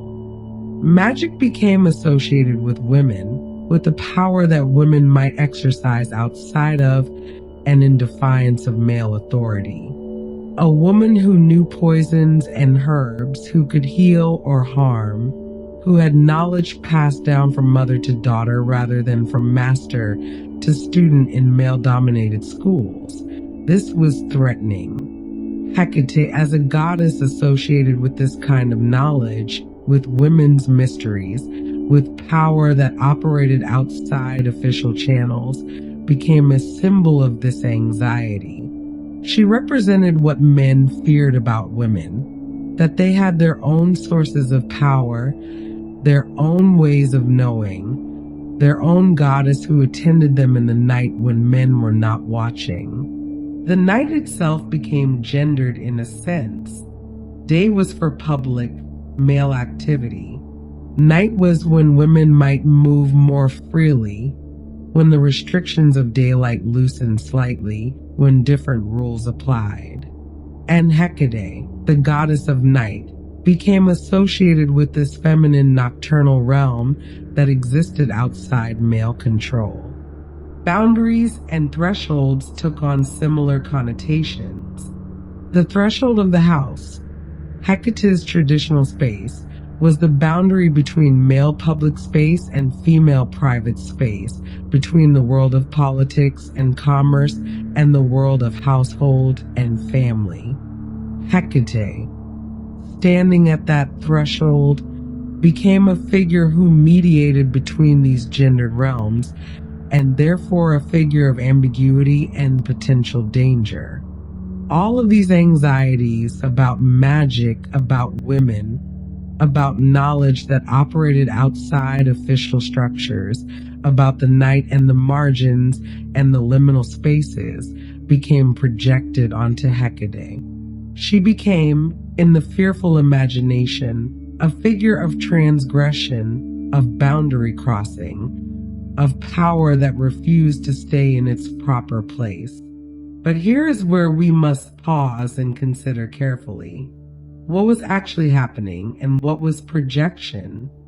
Hecate herself did not change.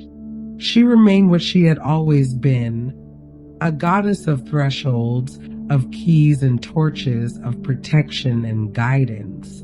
Her knowledge was ancient and deep, but it was never inherently harmful. Her association with the night was not sinister, but practical. Night was when travelers needed guidance most urgently. Her connection to women was natural. Women, confined to households, needed a goddess of the threshold, a protector of domestic space. What changed was how she was perceived, how the stories were told, which aspects of her identity were emphasized and which were forgotten. The magical knowledge associated with Hecate was simply knowledge, understanding of herbs, of psychology, of natural forces, of how to help and heal, and sometimes, yes, how to harm. But knowledge itself is neutral. A knife can cut bread or cut flesh. Fire can warm a home or burn it down. The knowledge is not evil. The use of it determines its nature. Hecate, as keeper of keys, had access to knowledge that others did not. This made her powerful, but it did not make her malevolent. Those who invoked her for harmful purposes were exercising their own choices, their own will. Hecate was the means, not the motive. The ghosts and spirits associated with her were souls in transition, beings caught between life and death, neither here nor there. Hecate, as guardian of thresholds, naturally attended them. She kept order in that liminal space. She ensured that the boundaries between living and dead remained stable. This was protective work, not threatening work. The night rituals performed in her honor were often acts of devotion by people who had nowhere else to turn, no other gods who seemed to care about their particular concerns. Hecate listened when others did not. She attended to those who were marginalized, feared, overlooked. She gave them a sense of power and agency in lives that offered little of either. To reframe Hecate from witch goddess back to guardian and keeper of knowledge is to see past the fears and projections of later ages and recognize her for what she actually was and is. She is not a goddess of evil magic, but a goddess of knowledge, including knowledge that makes those in power uncomfortable. She is not a bringer of ghosts, but a guide for souls in transition. She is not a creature of the night, but a presence that makes night safe. The term witchcraft itself deserves reconsideration. In its original sense, it meant craft, skill, knowledge, the wisecraft, the knowledge of how things work and how to work with them. It was only later, much later, that which became synonymous with evil, with harm, with something to be feared and destroyed. Hecate's association with witchcraft, properly understood, is an association with wisdom, with the kind of knowledge that is practical and powerful and earned through study and experience. It is the knowledge of the herbalist, the midwife, the healer, the counselor, the one who knows how to navigate difficult situations and find solutions when others see only obstacles. This is not dark magic. This is simply competence, understanding, capability. It only seems dark to those who fear knowledge they do not possess, who fear power they cannot control, who fear women and margins and night, and all the things that exist outside their comfortable, ordered world. Hecate stands in that feared space, calm and sovereign, holding her torch. She has not become something terrible. She has simply remained herself while others projected their fears onto her. And beneath the projections, the original goddess endures, the guardian, the guide, the keeper of keys, the holder of knowledge, the companion of those who walk through darkness and stand at crossroads. The shift from guardian to witch goddess tells us more about the cultures that made this shift than it tells us about Hecate herself. It reveals anxieties about power, about gender, about knowledge, about the margins and the liminal spaces. It shows us what people feared and how they dealt with those fears, by creating monsters where there were only guardians, by seeing threat where there was only presence. But the fears of ancient Athens need not be our fears. The anxieties of classical Greece need not shape our understanding. We can look past the projections and see Hecate as she was before the shift, as she remained underneath the shift, as she is now and always has been. A guardian at thresholds, a keeper of keys and torchbearer in darkness, a goddess of knowledge and guidance, of protection and presence, not fearsome but faithful, not threatening but trustworthy, not a bringer of harm, but a holder of space for those who must navigate difficult passages. The witch goddess is a costume that others dressed her in. Beneath it, the ancient guardian remains, unchanged and unchanging, waiting patiently for us to see her clearly again. When Rome rose to power and absorbed the Greek world into its expanding empire, it absorbed Greek gods along with Greek territories. The Romans were practical about religion. They recognized that the gods of conquered peoples were real and powerful, and they adapted them into their own pantheon, finding equivalents, making connections, weaving new people's beliefs into the fabric of Roman religious life.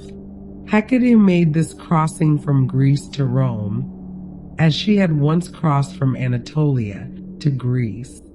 And once again, she was transformed by the journey, not replaced, not diminished, but seen through different eyes, interpreted through different cultural lenses, given new names while retaining her essential nature. The Romans called her Trivia, a name that meant of the three ways, referring to the trivium, the place where three roads meet.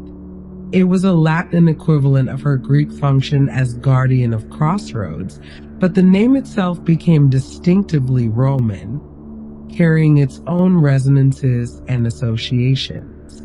Trivia became a common presence in Roman life. Her images stood at crossroads throughout the empire, marking intersections in cities and along country roads. Romans left offerings at these shrines just as Greeks had done: food, incense, small tokens of devotion. They invoked her protection for journeys, asked her guidance at moments of decision, honored her as a guardian of boundaries and thresholds.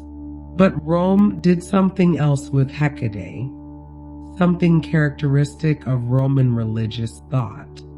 They began to identify her with other goddesses, seeing connections and equivalencies, weaving together divine figures into complex networks of association. Hecate became linked with Diana, the Roman version of Artemis, goddess of the hunt and the wilderness. Both were associated with the moon, with the night, with liminal spaces outside the ordered world of the city. Both had connections to women's mysteries, to childbirth, to the protection of the young and vulnerable. The Romans saw these similarities and began to treat Hecate and Diana as aspects of the same divine presence, different faces of a single goddess. They also connected Hecate with Luna, the moon goddess, and through her with the Greek Selene, the moon which governed the night, which waxed and waned in endless cycles, which pulled the tides and was thought to influence human affairs, seemed naturally connected to Hecate's nocturnal realm and her association with cycles and transitions. This process of connection and identification was called syncretism, the blending together of different religious traditions, finding common ground, creating new interpretations that honored multiple cultural perspectives. The Romans were masters of syncretism. It was one way they maintained peace across their vast and diverse empire, allowing local traditions to continue while incorporating them into a larger whole. For Hecate, syncretism meant expansion rather than reduction. She did not lose her identity by being associated with Diana and Luna. Instead, her identity deepened, became more complex, took on additional layers of meaning.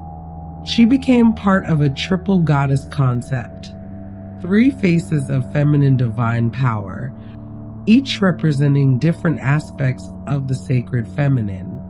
This triple imagery had existed in Greek thought.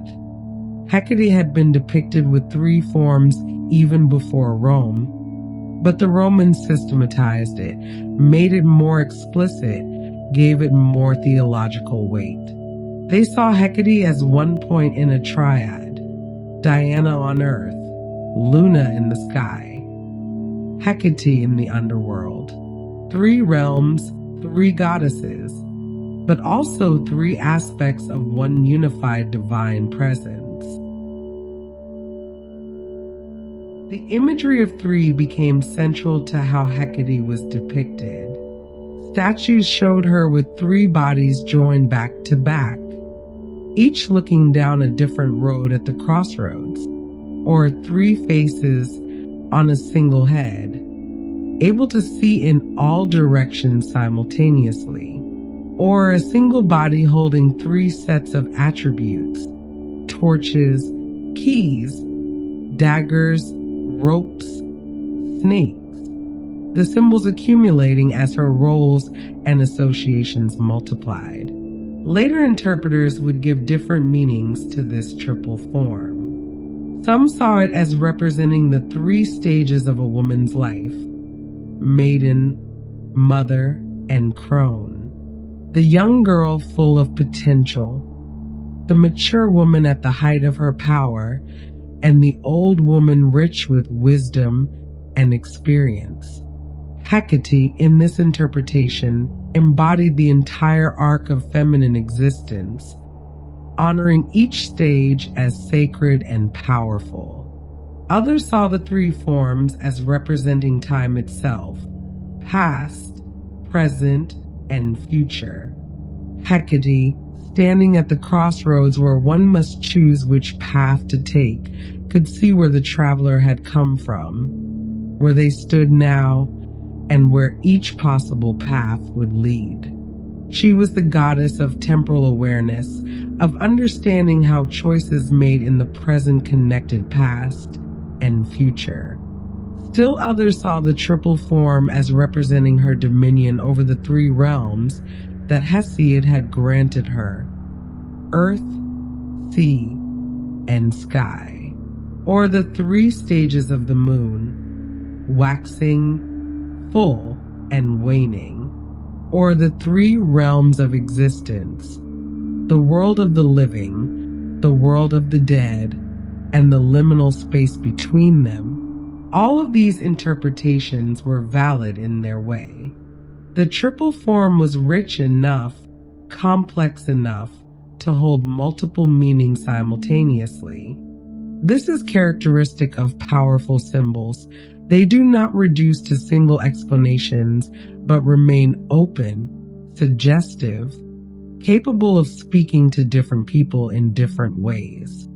What remained constant through all these interpretations was the core idea. Hecate was a goddess of multiplicity, of seeing from multiple perspectives, of holding complexity without needing to collapse it into simplicity. She was not one thing, but three things, or many things, all at once. She contained multitudes. This triple nature made her particularly powerful at crossroads, at a place where three roads met, where three different futures were possible depending on which path was chosen. A goddess with three forms was perfectly suited. She could look down each road simultaneously. She could understand each possibility. She could hold all the options in her awareness at once without being overwhelmed or confused. For the traveler standing at the crossroads, uncertain and anxious, this was deeply reassuring. The goddess watching over this moment of choice was not limited to a single perspective. She could see what the traveler could not see. She understood the implications of each choice in ways the traveler could not yet understand. Her guidance, if one could receive it, would come from a place of comprehensive vision. The Roman period also saw the expansion of Hecate's symbolic attributes. The torches and keys remained central, but other symbols accumulated around her. Dogs became her sacred animals, said to accompany her on her night wanderings, to sense her presence, to bark at ghosts and spirits that mortals could not see. Snakes, ancient symbols of wisdom and transformation, coiled around her arms or at her feet. Red mullet fish, for reasons now obscure, were offered to her. Garlic and honey were left at her shrines. Each symbol added another layer of meaning, another way of understanding who she was and what she represented. The symbols sometimes contradicted each other. Snakes and dogs are not natural companions, but this did not trouble her devotees. Hecate was large enough to contain contradictions. She was complex enough to be represented by diverse and even opposing symbols. Late antiquity, the period when the Roman Empire was slowly transforming and Christianity was gradually rising to dominance, saw continued devotion to Hecate among those who held to the old gods. The mystery religions that flourished during this period often included Hecate in their cosmologies. She appeared in Orphic texts, in Hermetic writings, in the Chaldean oracles, in various philosophical and theological systems that try to make sense of the divine and its relationship to the material world. In some of these systems, Hecate took on cosmic significance, becoming not just a goddess among many, but a fundamental principle of reality itself, the world's soul, the intermediary between the transcendent divine and the material creation, the force that allowed connection between different levels of being. These were abstract, philosophical interpretations, far removed from the simple devotion of a traveler leaving food at a crossroads shrine. But they testify to Hecate's enduring power and flexibility. She could be honored by philosophers constructing elaborate metaphysical systems and by peasants asking for safe passage on a dark road. She could be understood in the most abstract terms and in the most concrete, practical ways. She accommodated both, rejected neither. This adaptability was part of her strength. She did not insist on being understood in only one way. She did not demand that her worshippers adhere to a single interpretation of her nature. She simply was present at thresholds and crossroads, available to be understood in whatever way made sense to those who sought her. The Roman period, then, rather than reducing Hecate or simplifying her, expanded her. It gave her new names, new associations, new symbolic richness. It connected her more explicitly to other divine figures while allowing her to remain distinct. It systematized her triple nature while allowing that nature to hold multiple meanings. She crossed from Greek to Roman culture as she had once crossed from Anatolian to Greek culture, maintaining her core identity while taking on new dimensions, new interpretations, new life in a new context. She was recognizably the same goddess, yet enriched by the crossing, deepened by the new stories and symbols and understandings that accumulated around her. The triple formed Hecate standing at the Roman crossroads, looking down 3 roads simultaneously, holding torches to illuminate all directions, carrying keys to open any door, attended by dogs and snakes and all her accumulated symbols. This was a goddess of magnificent complexity, a divine presence that honored the genuine complexity of existence itself. She did not pretend that life was simple or that choices were easy or that single perspectives were sufficient. She embodied multiplicity, honored it, made it sacred. In a world that often tried to reduce things to false simplicity, Hecate remained irreducibly complex, and in that complexity, she remained truthful. The Romans understood this, or at least some of them did. They allowed Hecate her complexity. They did not force her into narrow categories or simple explanations. They let her be what she was: guardian, guide, goddess of crossroads and thresholds, keeper of keys, torchbearer in darkness, triple formed witness to all that was, all that is, and all that might be. And in that Roman form, looking 3 ways at once, holding all possibilities in her divine awareness, Hecate endured through the centuries, waiting at every crossroads, standing at every threshold, ready to illuminate the path for any traveler who stood uncertain in the dark, wondering which way to go. When Christianity rose to dominance across Europe and the old gods were officially abandoned, it might have seemed that Hecate's long story had come to an end. The temples were closed or converted into churches. The public sacrifices ceased.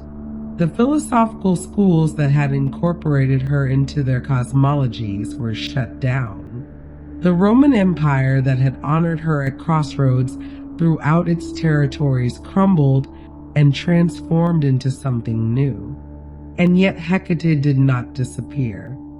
She could not disappear because she was more than just a figure in a religion that could be officially replaced. She was an archetype, a presence, an idea that lived deeper than doctrine or institution. She represented something fundamental about human experience, the experience of standing at thresholds, of facing crossroads, of moving through darkness and needing guidance. These experiences did not end when Christianity became the dominant faith. People still stood at crossroads, uncertain of which way to go. They still needed protection at thresholds. They still walked through darkness and feared what might be there. The old names might be forbidden, the old rituals suppressed, but the human needs those rituals had addressed remained.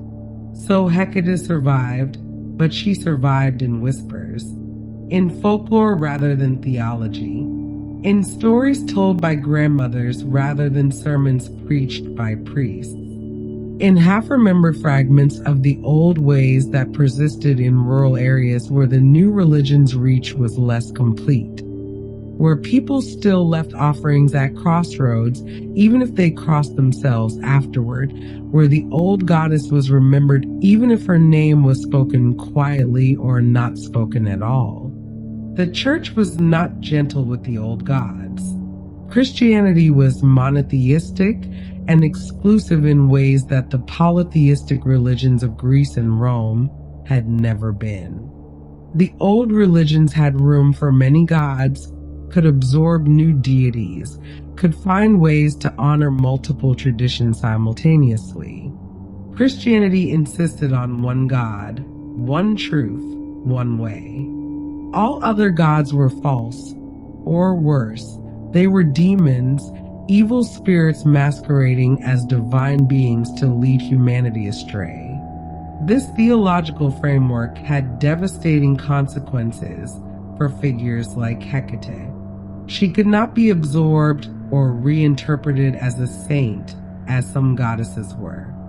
She was too associated with magic, with night, with knowledge that operated outside official channels. She represented too much that the church found threatening or incomprehensible. So she was demonized.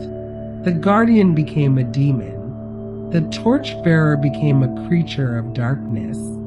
The goddess who had protected travelers and guided souls became, in Christian imagination, something to be feared and avoided, something that might lead travelers astray rather than safely home. This transformation was not subtle. Medieval texts that mention Hecate, usually drawing on classical sources, presented her as a figure of terror. She was the queen of witches, the mistress of harmful magic, the commander of evil spirits. She haunted graveyards and crossroads with malevolent intent. She was invoked by those who practiced forbidden arts, who made pacts with demonic forces, who worked harm against their neighbors. The triple form that Romans had seen as representing her comprehensive vision and complex nature became, in Christian interpretation, a sign of her demonic character. Demons could take many forms, could appear as angels of light while being creatures of darkness. Hecate's three faces were evidence of her deceptive, monstrous nature. The keys she held, which had represented her authority and discernment, became symbols of her ability to open doors to hell, to unleash evil upon the world, to grant forbidden knowledge to those foolish enough to seek her out. The torches that had illuminated safe paths through darkness became torches that led into deeper darkness. False lights that promised guidance, but delivered only confusion and damnation. Every symbol was inverted, every attribute reinterpreted through a lens of suspicion and hostility. The goddess who had been honored for millennia was systematically transformed into a figure of evil. This was not an accident or a misunderstanding. It was deliberate strategy. The church needed to convince people to abandon the old ways, and the most effective method was to present those ways as not merely false, but dangerous. If Hecate was a demon, then anyone who honored her was consorting with demons. If her knowledge was demonic rather than divine, then seeking that knowledge was a sin that endangered the soul. Women who knew herbs and healing, who helped with childbirth, who offered counsel and comfort outside the church's authority. These women were particularly vulnerable. They were accused of witchcraft, of consorting with Hecate and other demonic powers. The knowledge they possessed, often practical knowledge passed from mother to daughter, was reframed as evil magic. Their healing became poisoning. Their helping became harming. Thousands would eventually die in witch hunts based on these fears, though the worst of those persecutions came later, during the early modern period rather than the Middle Ages proper. But the framework that made such persecution possible was established during the medieval centuries, when the old goddess of crossroads was transformed into the patron demon of witches. Yet even as official Christianity demonized Hecate, the folk memory of her remained more complex.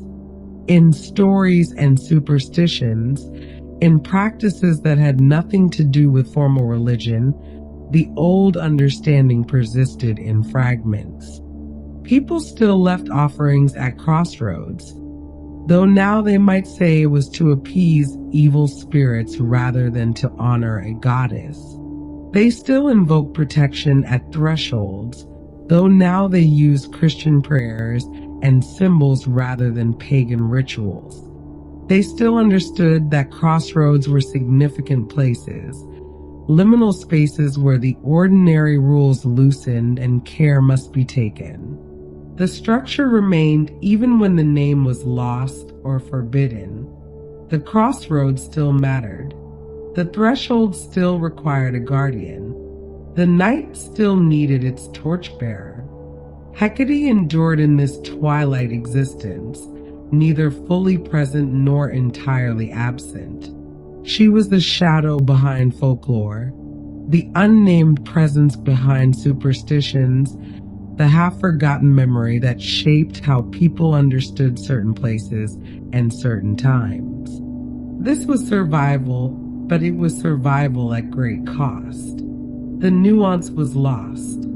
The complexity that Roman syncretism had honored, the multiple aspects and rich symbolism that had accumulated over centuries, all of this was flattened into simple opposition. Hecate was no longer a figure of threefold wisdom, but a binary demon. She was no longer a guide through complexity, but a simple embodiment of evil. Christianity's moral framework demanded clear categories: good and evil, divine and demonic, saved and damned. There was no room in this framework for a goddess who stood at thresholds, who held both opening and closing, who carried light through darkness without banishing darkness itself. Ambiguity was suspect. Liminality was dangerous. Multiplicity was deceptive. So Hecate was forced into the category of evil, and there she remained in official Christian thought for centuries. Medieval Christians who encountered her name in classical texts saw only a demon. They could not see the guardian she had been, the compassionate companion of Persephone, the honored goddess of Hesiod's poem. Those layers were hidden beneath the demonization, inaccessible to minds shaped by Christian assumptions about what was divine and what was demonic. And yet she endured. This is important to remember.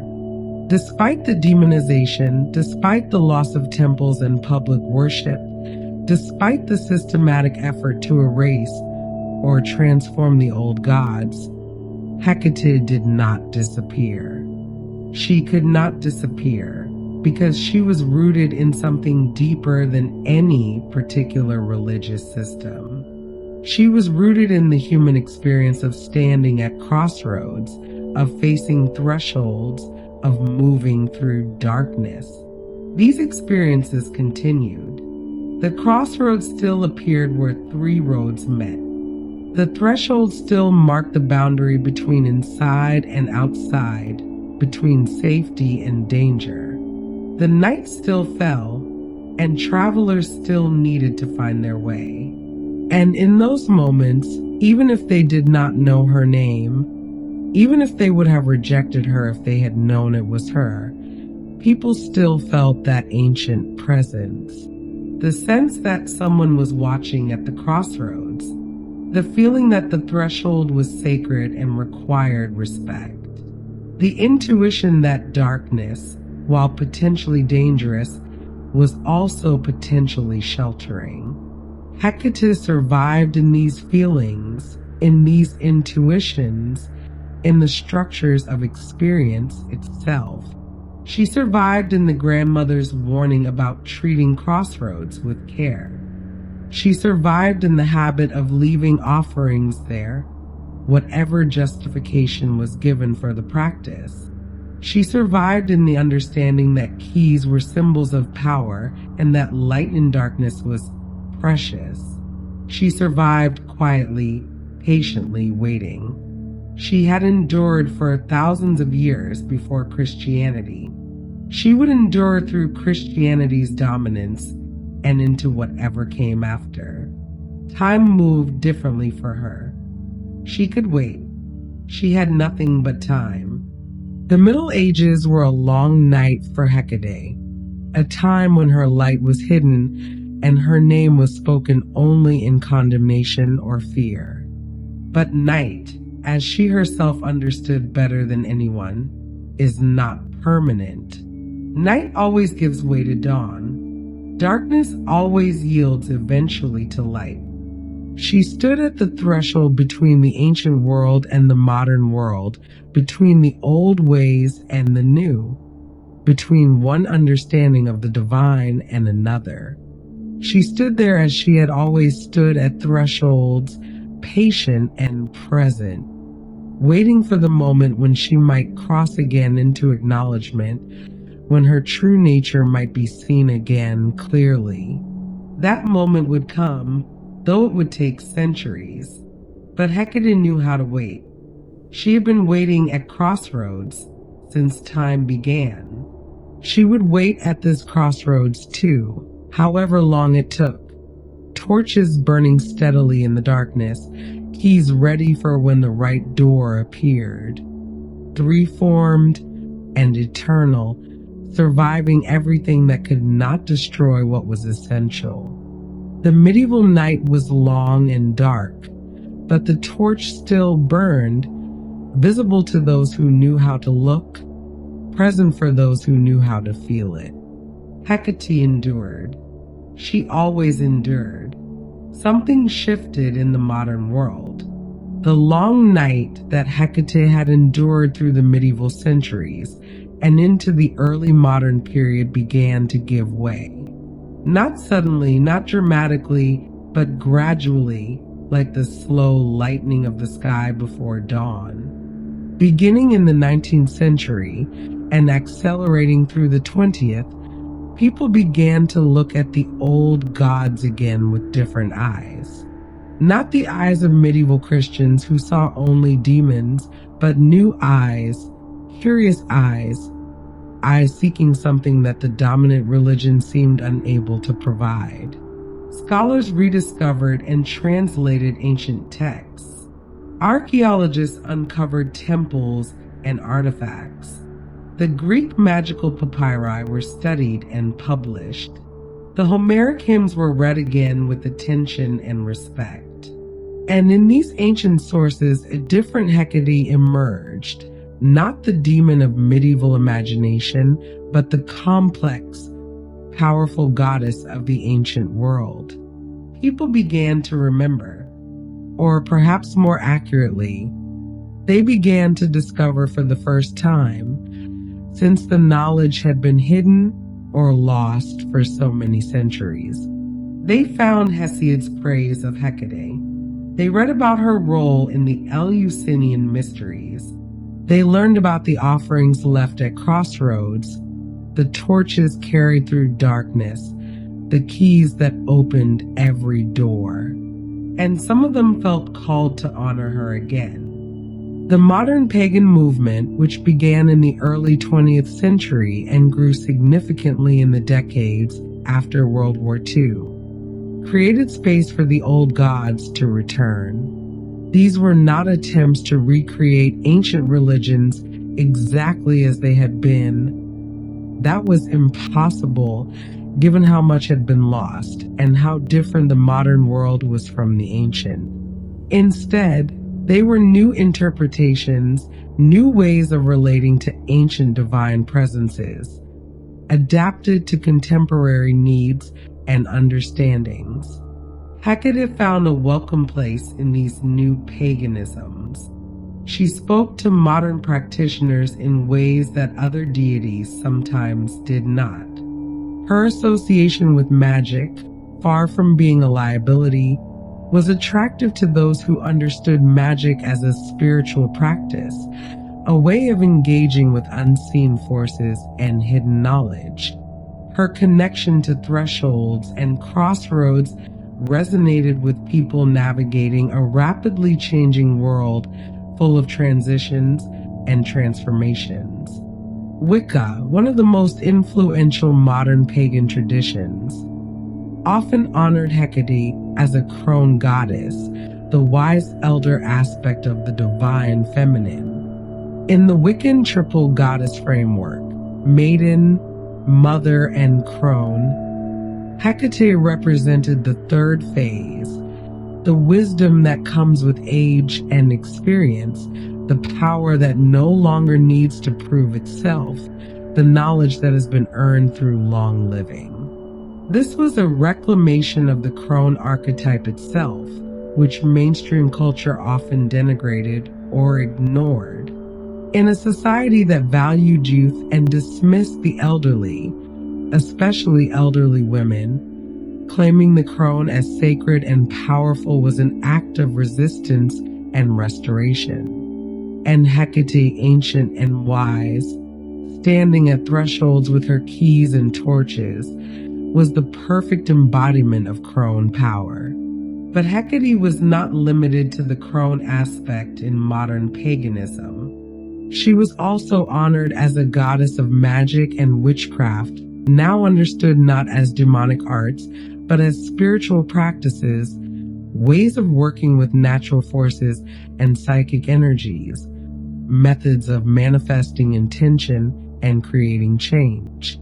The witch, demonized for centuries, was being reclaimed as a figure of power and autonomy, and Hecate was honored as the patron and protector of this reclaimed identity. Feminist theology, which emerged in the 1960s and 1970s, also found Hecate significant. Feminist theologians were critiquing the patriarchal nature of mainstream religions and seeking divine feminine images that were not simply consorts or mothers, but powerful in their own right, autonomous and sovereign.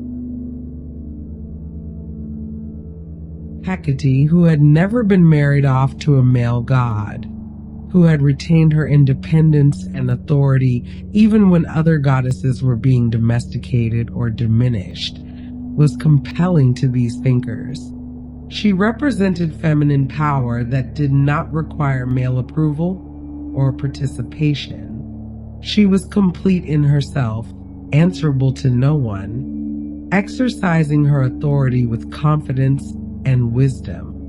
The fact that she had been feared and demonized made her even more interesting to feminist interpreters.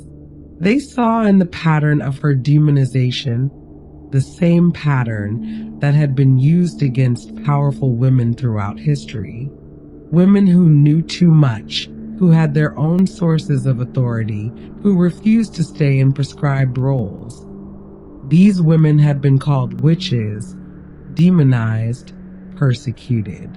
Hecate's story was their story, written in myth and symbol, To reclaim Hecate was to reclaim all the women who had been accused of witchcraft, all the wise women and healers and midwives and herbalists who had been silenced and destroyed. It was to say, the knowledge was not evil. The power was not demonic. The refusal to submit was not sinful. What was called witchcraft was often simply competence, wisdom, and autonomy in female form. Modern interpretations also emphasized Hecate's role as protector of the marginalized.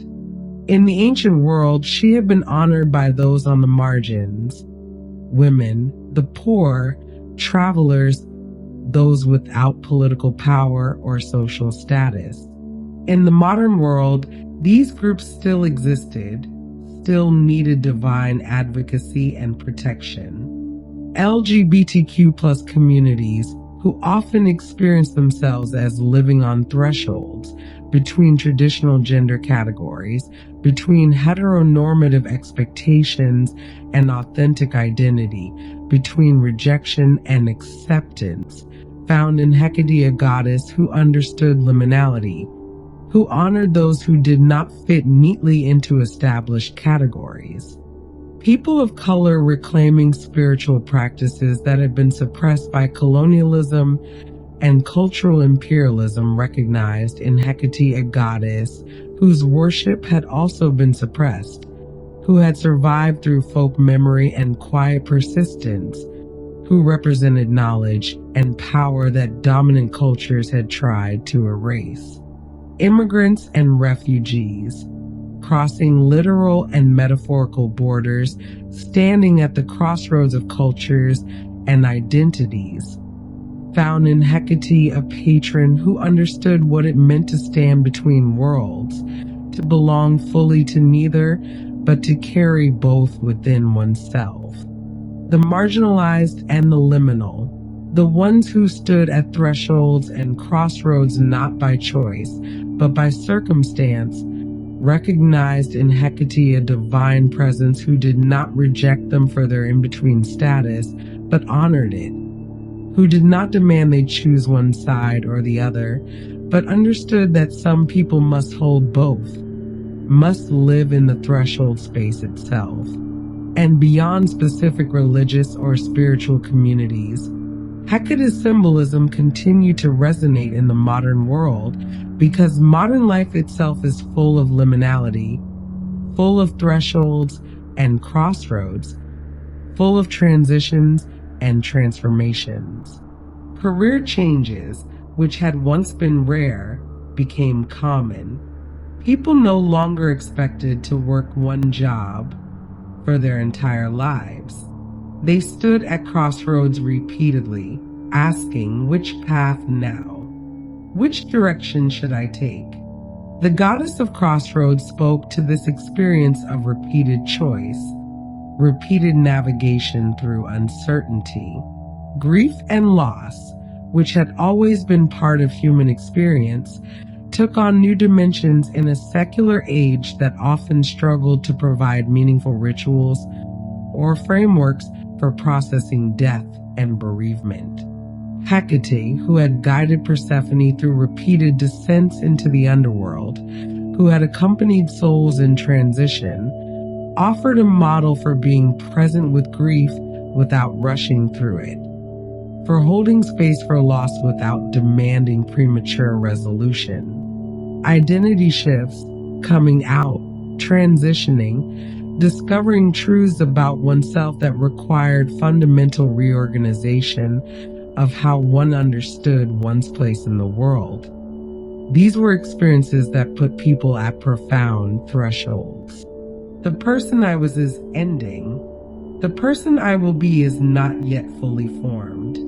I stand in between, uncertain and vulnerable. Hecate, guardian of thresholds, was present in these moments, her torches illuminating the space of transformation, her presence suggesting that it was possible to stand in the uncertainty and survive it, to cross the threshold and emerge whole on the other side.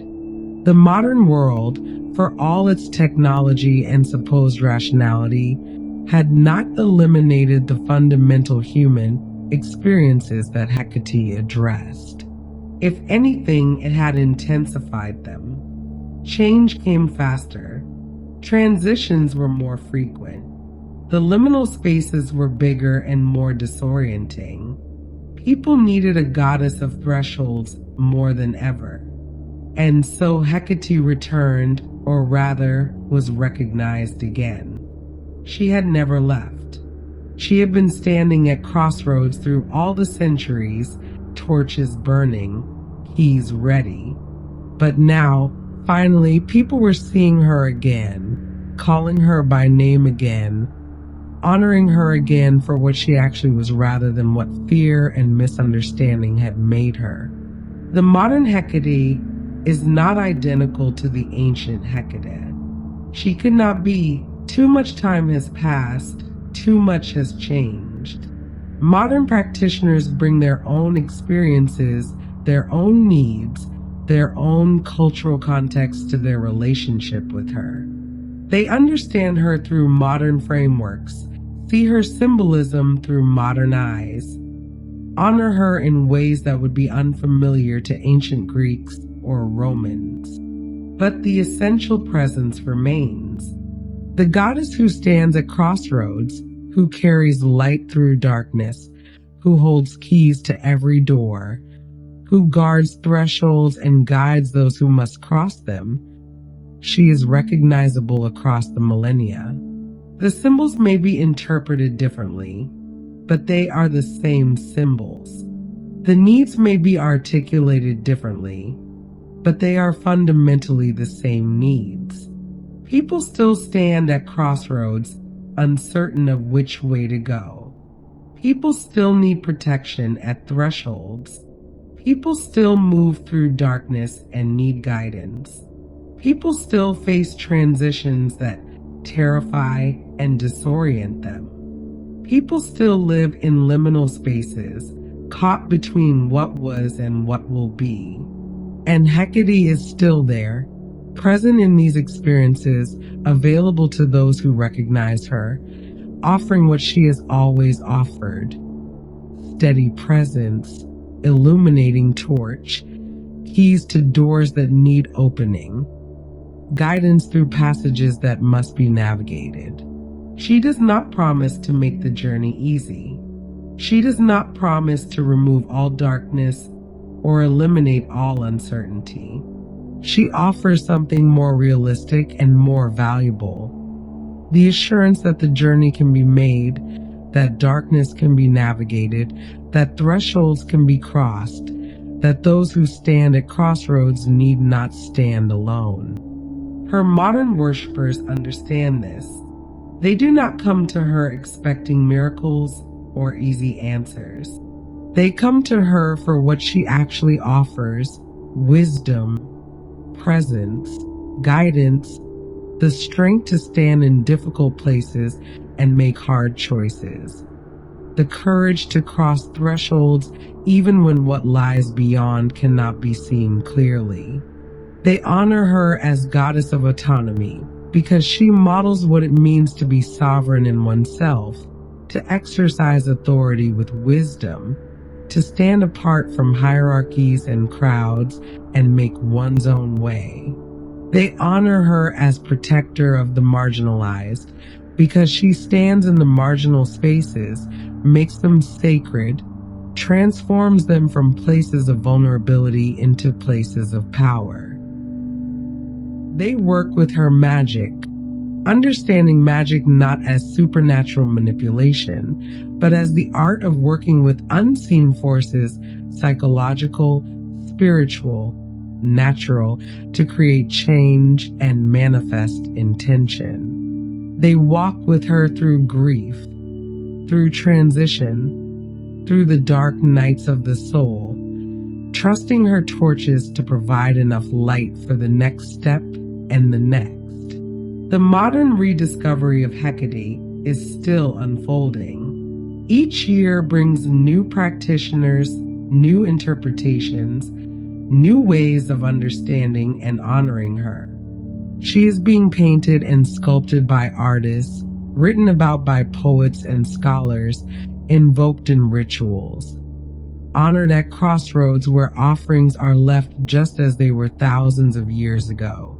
She is entering popular culture, appearing in novels and comics, in movies and television shows, not always accurately, but at least present again. Her name spoken, her image circulating through the collective imagination. And through all of this modern attention, she remains herself. Ancient, patient, constant. She does not need modern worship to exist, but she receives it when it comes. She does not demand specific forms or practices, but she responds to sincere approach. She is as she has always been, guardian, guide, keeper of keys, bearer of torches, standing at every crossroads, present at every threshold, waiting with infinite patience for those who need what she offers. The long night of her demonization and forgetting is ending. Dawn is breaking, and there she stands as she has always stood, torches blazing in the growing light, ready to guide us through whatever transitions and transformations await, ready to illuminate whatever crossroads we must navigate, ready to open whatever doors we need to pass through. Hecate has returned, or rather, we have returned to her. And in that return, we find something ancient and essential, something that was never truly lost, but only hidden, something that speaks to the deepest patterns of human experience across all times and cultures. The goddess of crossroads stands ready. The torches burn bright. The keys await. And those who stand at thresholds, uncertain and seeking, need only look for the light she carries to find their way forward. And so we return to where we began, to this quiet night, to this threshold between waking and sleep, to this moment of rest and letting go. We have walked a long path with Hecate, following her from ancient Anatolia through Greece and Rome, through the medieval darkness and into the modern light. We have seen her in many forms, heard her called by many names, watched as different ages interpreted her differently, feared her or honored her, demonized her or reclaimed her. But through all of it, through all the centuries and changes and transformations, one truth has remained constant. Hecate stands at crossroads. She holds her torches. She carries her keys.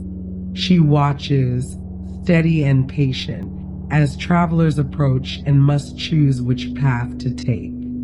She is there now, in this very moment, though the crossroads may be invisible, though the choice may not be conscious. Every moment of rest is a threshold. Every descent into sleep is a crossing from one state to another. Every night is a journey that requires guidance, and Hecate, guardian of all such journeys, is present. She does not judge which path is chosen at the crossroads. This is important to understand as we prepare to rest. She is a watcher, not a judge. She sees all the options, understands all the possibilities, but she does not decree that one choice is right and another wrong. She trusts the traveler to choose according to their own wisdom, their own needs, their own sense of what is right for them. This is a gift, to be watched over without being judged, to be guided without being controlled. In a world that so often judges and demands and insists on particular outcomes, Hecate offers something different. She offers presence without pressure, witness without criticism, guidance without compulsion. She holds keys, but she does not force doors open or slam them shut according to her own will. She is a keeper, not a controller. She keeps the keys ready for when they are needed. She knows which key fits which lock. But the decision about whether to open a door, whether to cross a particular threshold, remains always with the one who stands before it. This too is a gift, to have access to wisdom and power without having that wisdom and power imposed from without. Hecate empowers but does not overpower. She enables but does not compel. She stands ready to help but never insists on a particular form of help that has not been sought or welcomed. In this, she models something essential about healthy relationship with the divine, with wisdom, with power itself. True power does not need to dominate. True wisdom does not need to force itself on others. True divinity respects autonomy, honors choice, trusts that each being has their own path to walk and their own capacity to walk it. As we rest here in this night, in this threshold space between the day that has ended and the day that will come, we can feel safe in that presence. Hecate watches, but not to catch us in mistakes or failures. She watches as a guardian watches, alert for dangers, ready to offer protection, but not intrusive, not demanding, not anxious or controlling. There is safety in being watched over this way. Safety in knowing that someone is present who has seen everything, who cannot be shocked or appalled by anything human beings might think or feel or do, who has stood at crossroads for thousands of years and seen every possible choice and every possible consequence. Nothing we bring to this threshold can surprise her. No uncertainty is too great for her to hold. No darkness is too deep for her torches to illuminate. No door is locked too securely for her keys to open if opening is needed. This allows for a deep rest, a profound letting go. We do not need to have everything figured out. We do not need to know which path we will take at the next crossroads we encounter. We do not need to have all the answers or make all the decisions before we can allow ourselves to sleep. The crossroads will be there tomorrow. Hecate will be standing there, torches lit, ready to illuminate whatever needs to be seen when the time comes. For now, for this night, it is enough to rest, to be held in the watching presence, to trust that the guardian is vigilant so that we need not be. Uncertainty itself can be a kind of rest when we stop fighting it. Standing at a crossroads, not knowing which path to take, can be transformed from anxiety into a peaceful waiting when we trust that the right path will reveal itself in time, that the decision need not be forced, that clarity will come when it is meant to come. Hecate teaches this patience. She has been standing at crossroads for millennia. She does not rush the traveler. She does not say hurry up and choose.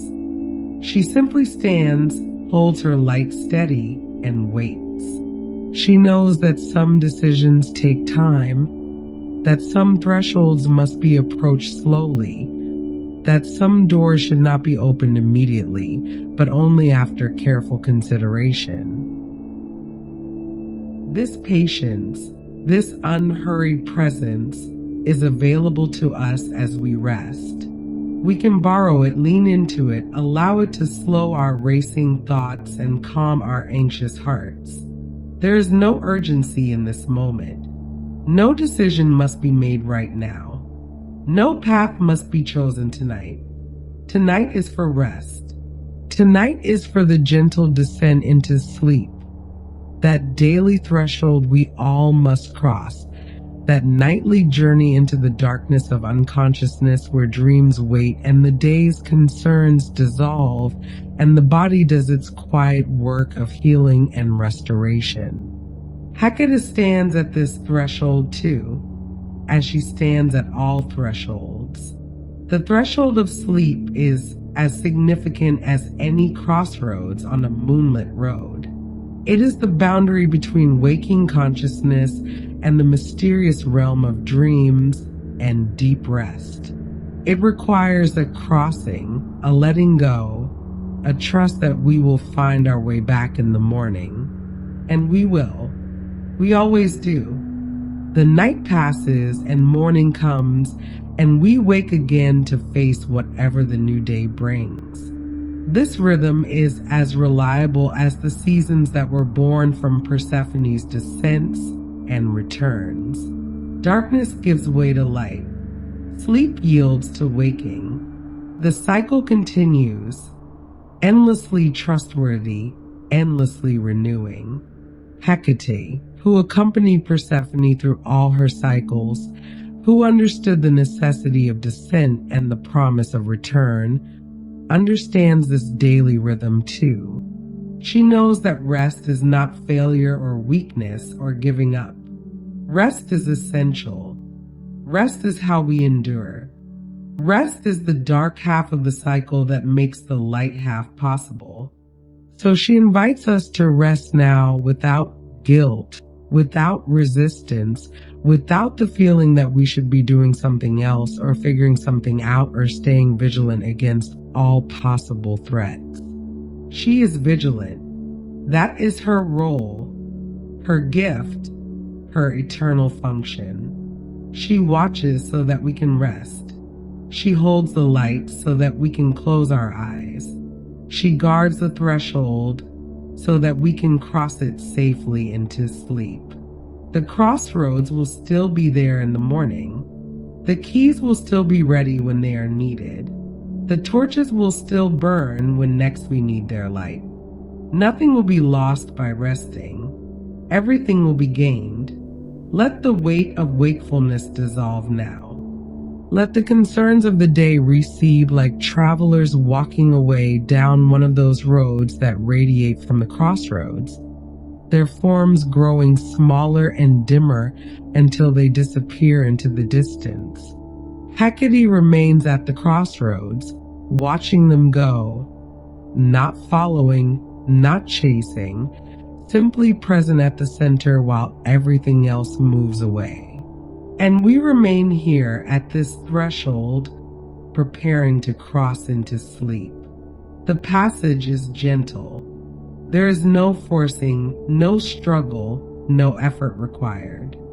Sleep comes when it comes, soft as twilight, quiet as the first stars appearing in the darkening sky. Hecate's torches burn with that same gentle constancy, not harsh or glaring, not demanding attention, just present, reliable, casting enough light to see the immediate path forward without illuminating everything at once. One step into sleep, then another, each step easier than the last, each moment of letting go more complete than the moment before. The keys jingle softly at Hecate's belt, a quiet sound like wind chimes in a distant garden, like the music of small bells on a door that opens to welcome. The crossroads is empty now except for the goddess herself, standing eternal and patient. 3 roads stretch away into the darkness, leading to destinations unknown and unknowable. But there is no need to walk any of them tonight. Tonight is for standing still, for being held, for allowing the watching presence to keep vigil while consciousness gently fades. She has seen so many travelers at so many crossroads. She has watched so many descents and returns, so many cycles of light and dark, so many journeys that seemed impossible but were completed nonetheless. She knows that this too shall pass, this uncertainty, this tiredness, this need for rest and restoration. She knows that morning will come. She knows that the way forward will become clear in time. She knows that those who rest well rise stronger, that those who honor their need for darkness and silence and sleep are better able to walk in daylight when daylight returns. So she stands there still, unchanging, unmoved by the passage of hours or years or centuries. The guardian at the crossroads, the keeper of keys, the bearer of light in darkness, the patient witness to all that was, all that is, and all that will be. And we can rest in that presence, knowing we are seen and held and protected by something far older and wiser than our temporary concerns, something that will endure long after this particular night has passed.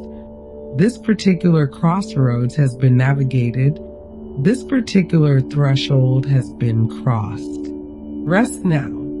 Let sleep come. Let the descent be gentle and unforced. Let the darkness be welcoming rather than threatening, a soft blanket rather than a void.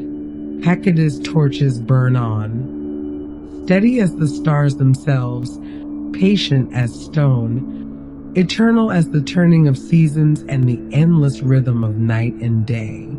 The crossroads waits. The keys rest silent. The guardian watches. And we, held in that ancient watching, guarded by that eternal presence, can finally, fully, completely rest. The torches burn low now, not extinguishing but dimming to a gentle glow, just enough light to mark the presence, to show that someone is there, that the guardian has not left, will not leave, cannot leave, because this is who she is and what she does and where she stands. At the crossroads, at the threshold, in the darkness, holding light, keeping keys, watching over all who must make journeys through uncertain spaces, over all who must cross boundaries between one state and another, over all who must choose paths when the way forward is not clear. She is there. She has always been there. She will always be there. And that is enough. That has always been enough. Rest. As we come to the quiet end of this story, you don't need to remember every name or every path we've walked tonight. What matters is that you arrived here and that you gave yourself the gift of rest. If sleep is already finding you, I hope it is deep and kind. And if you're still listening, know that you're always welcome back here. Thank you for spending this time with me. Rest well, and when you're ready, I'll be here for the next story.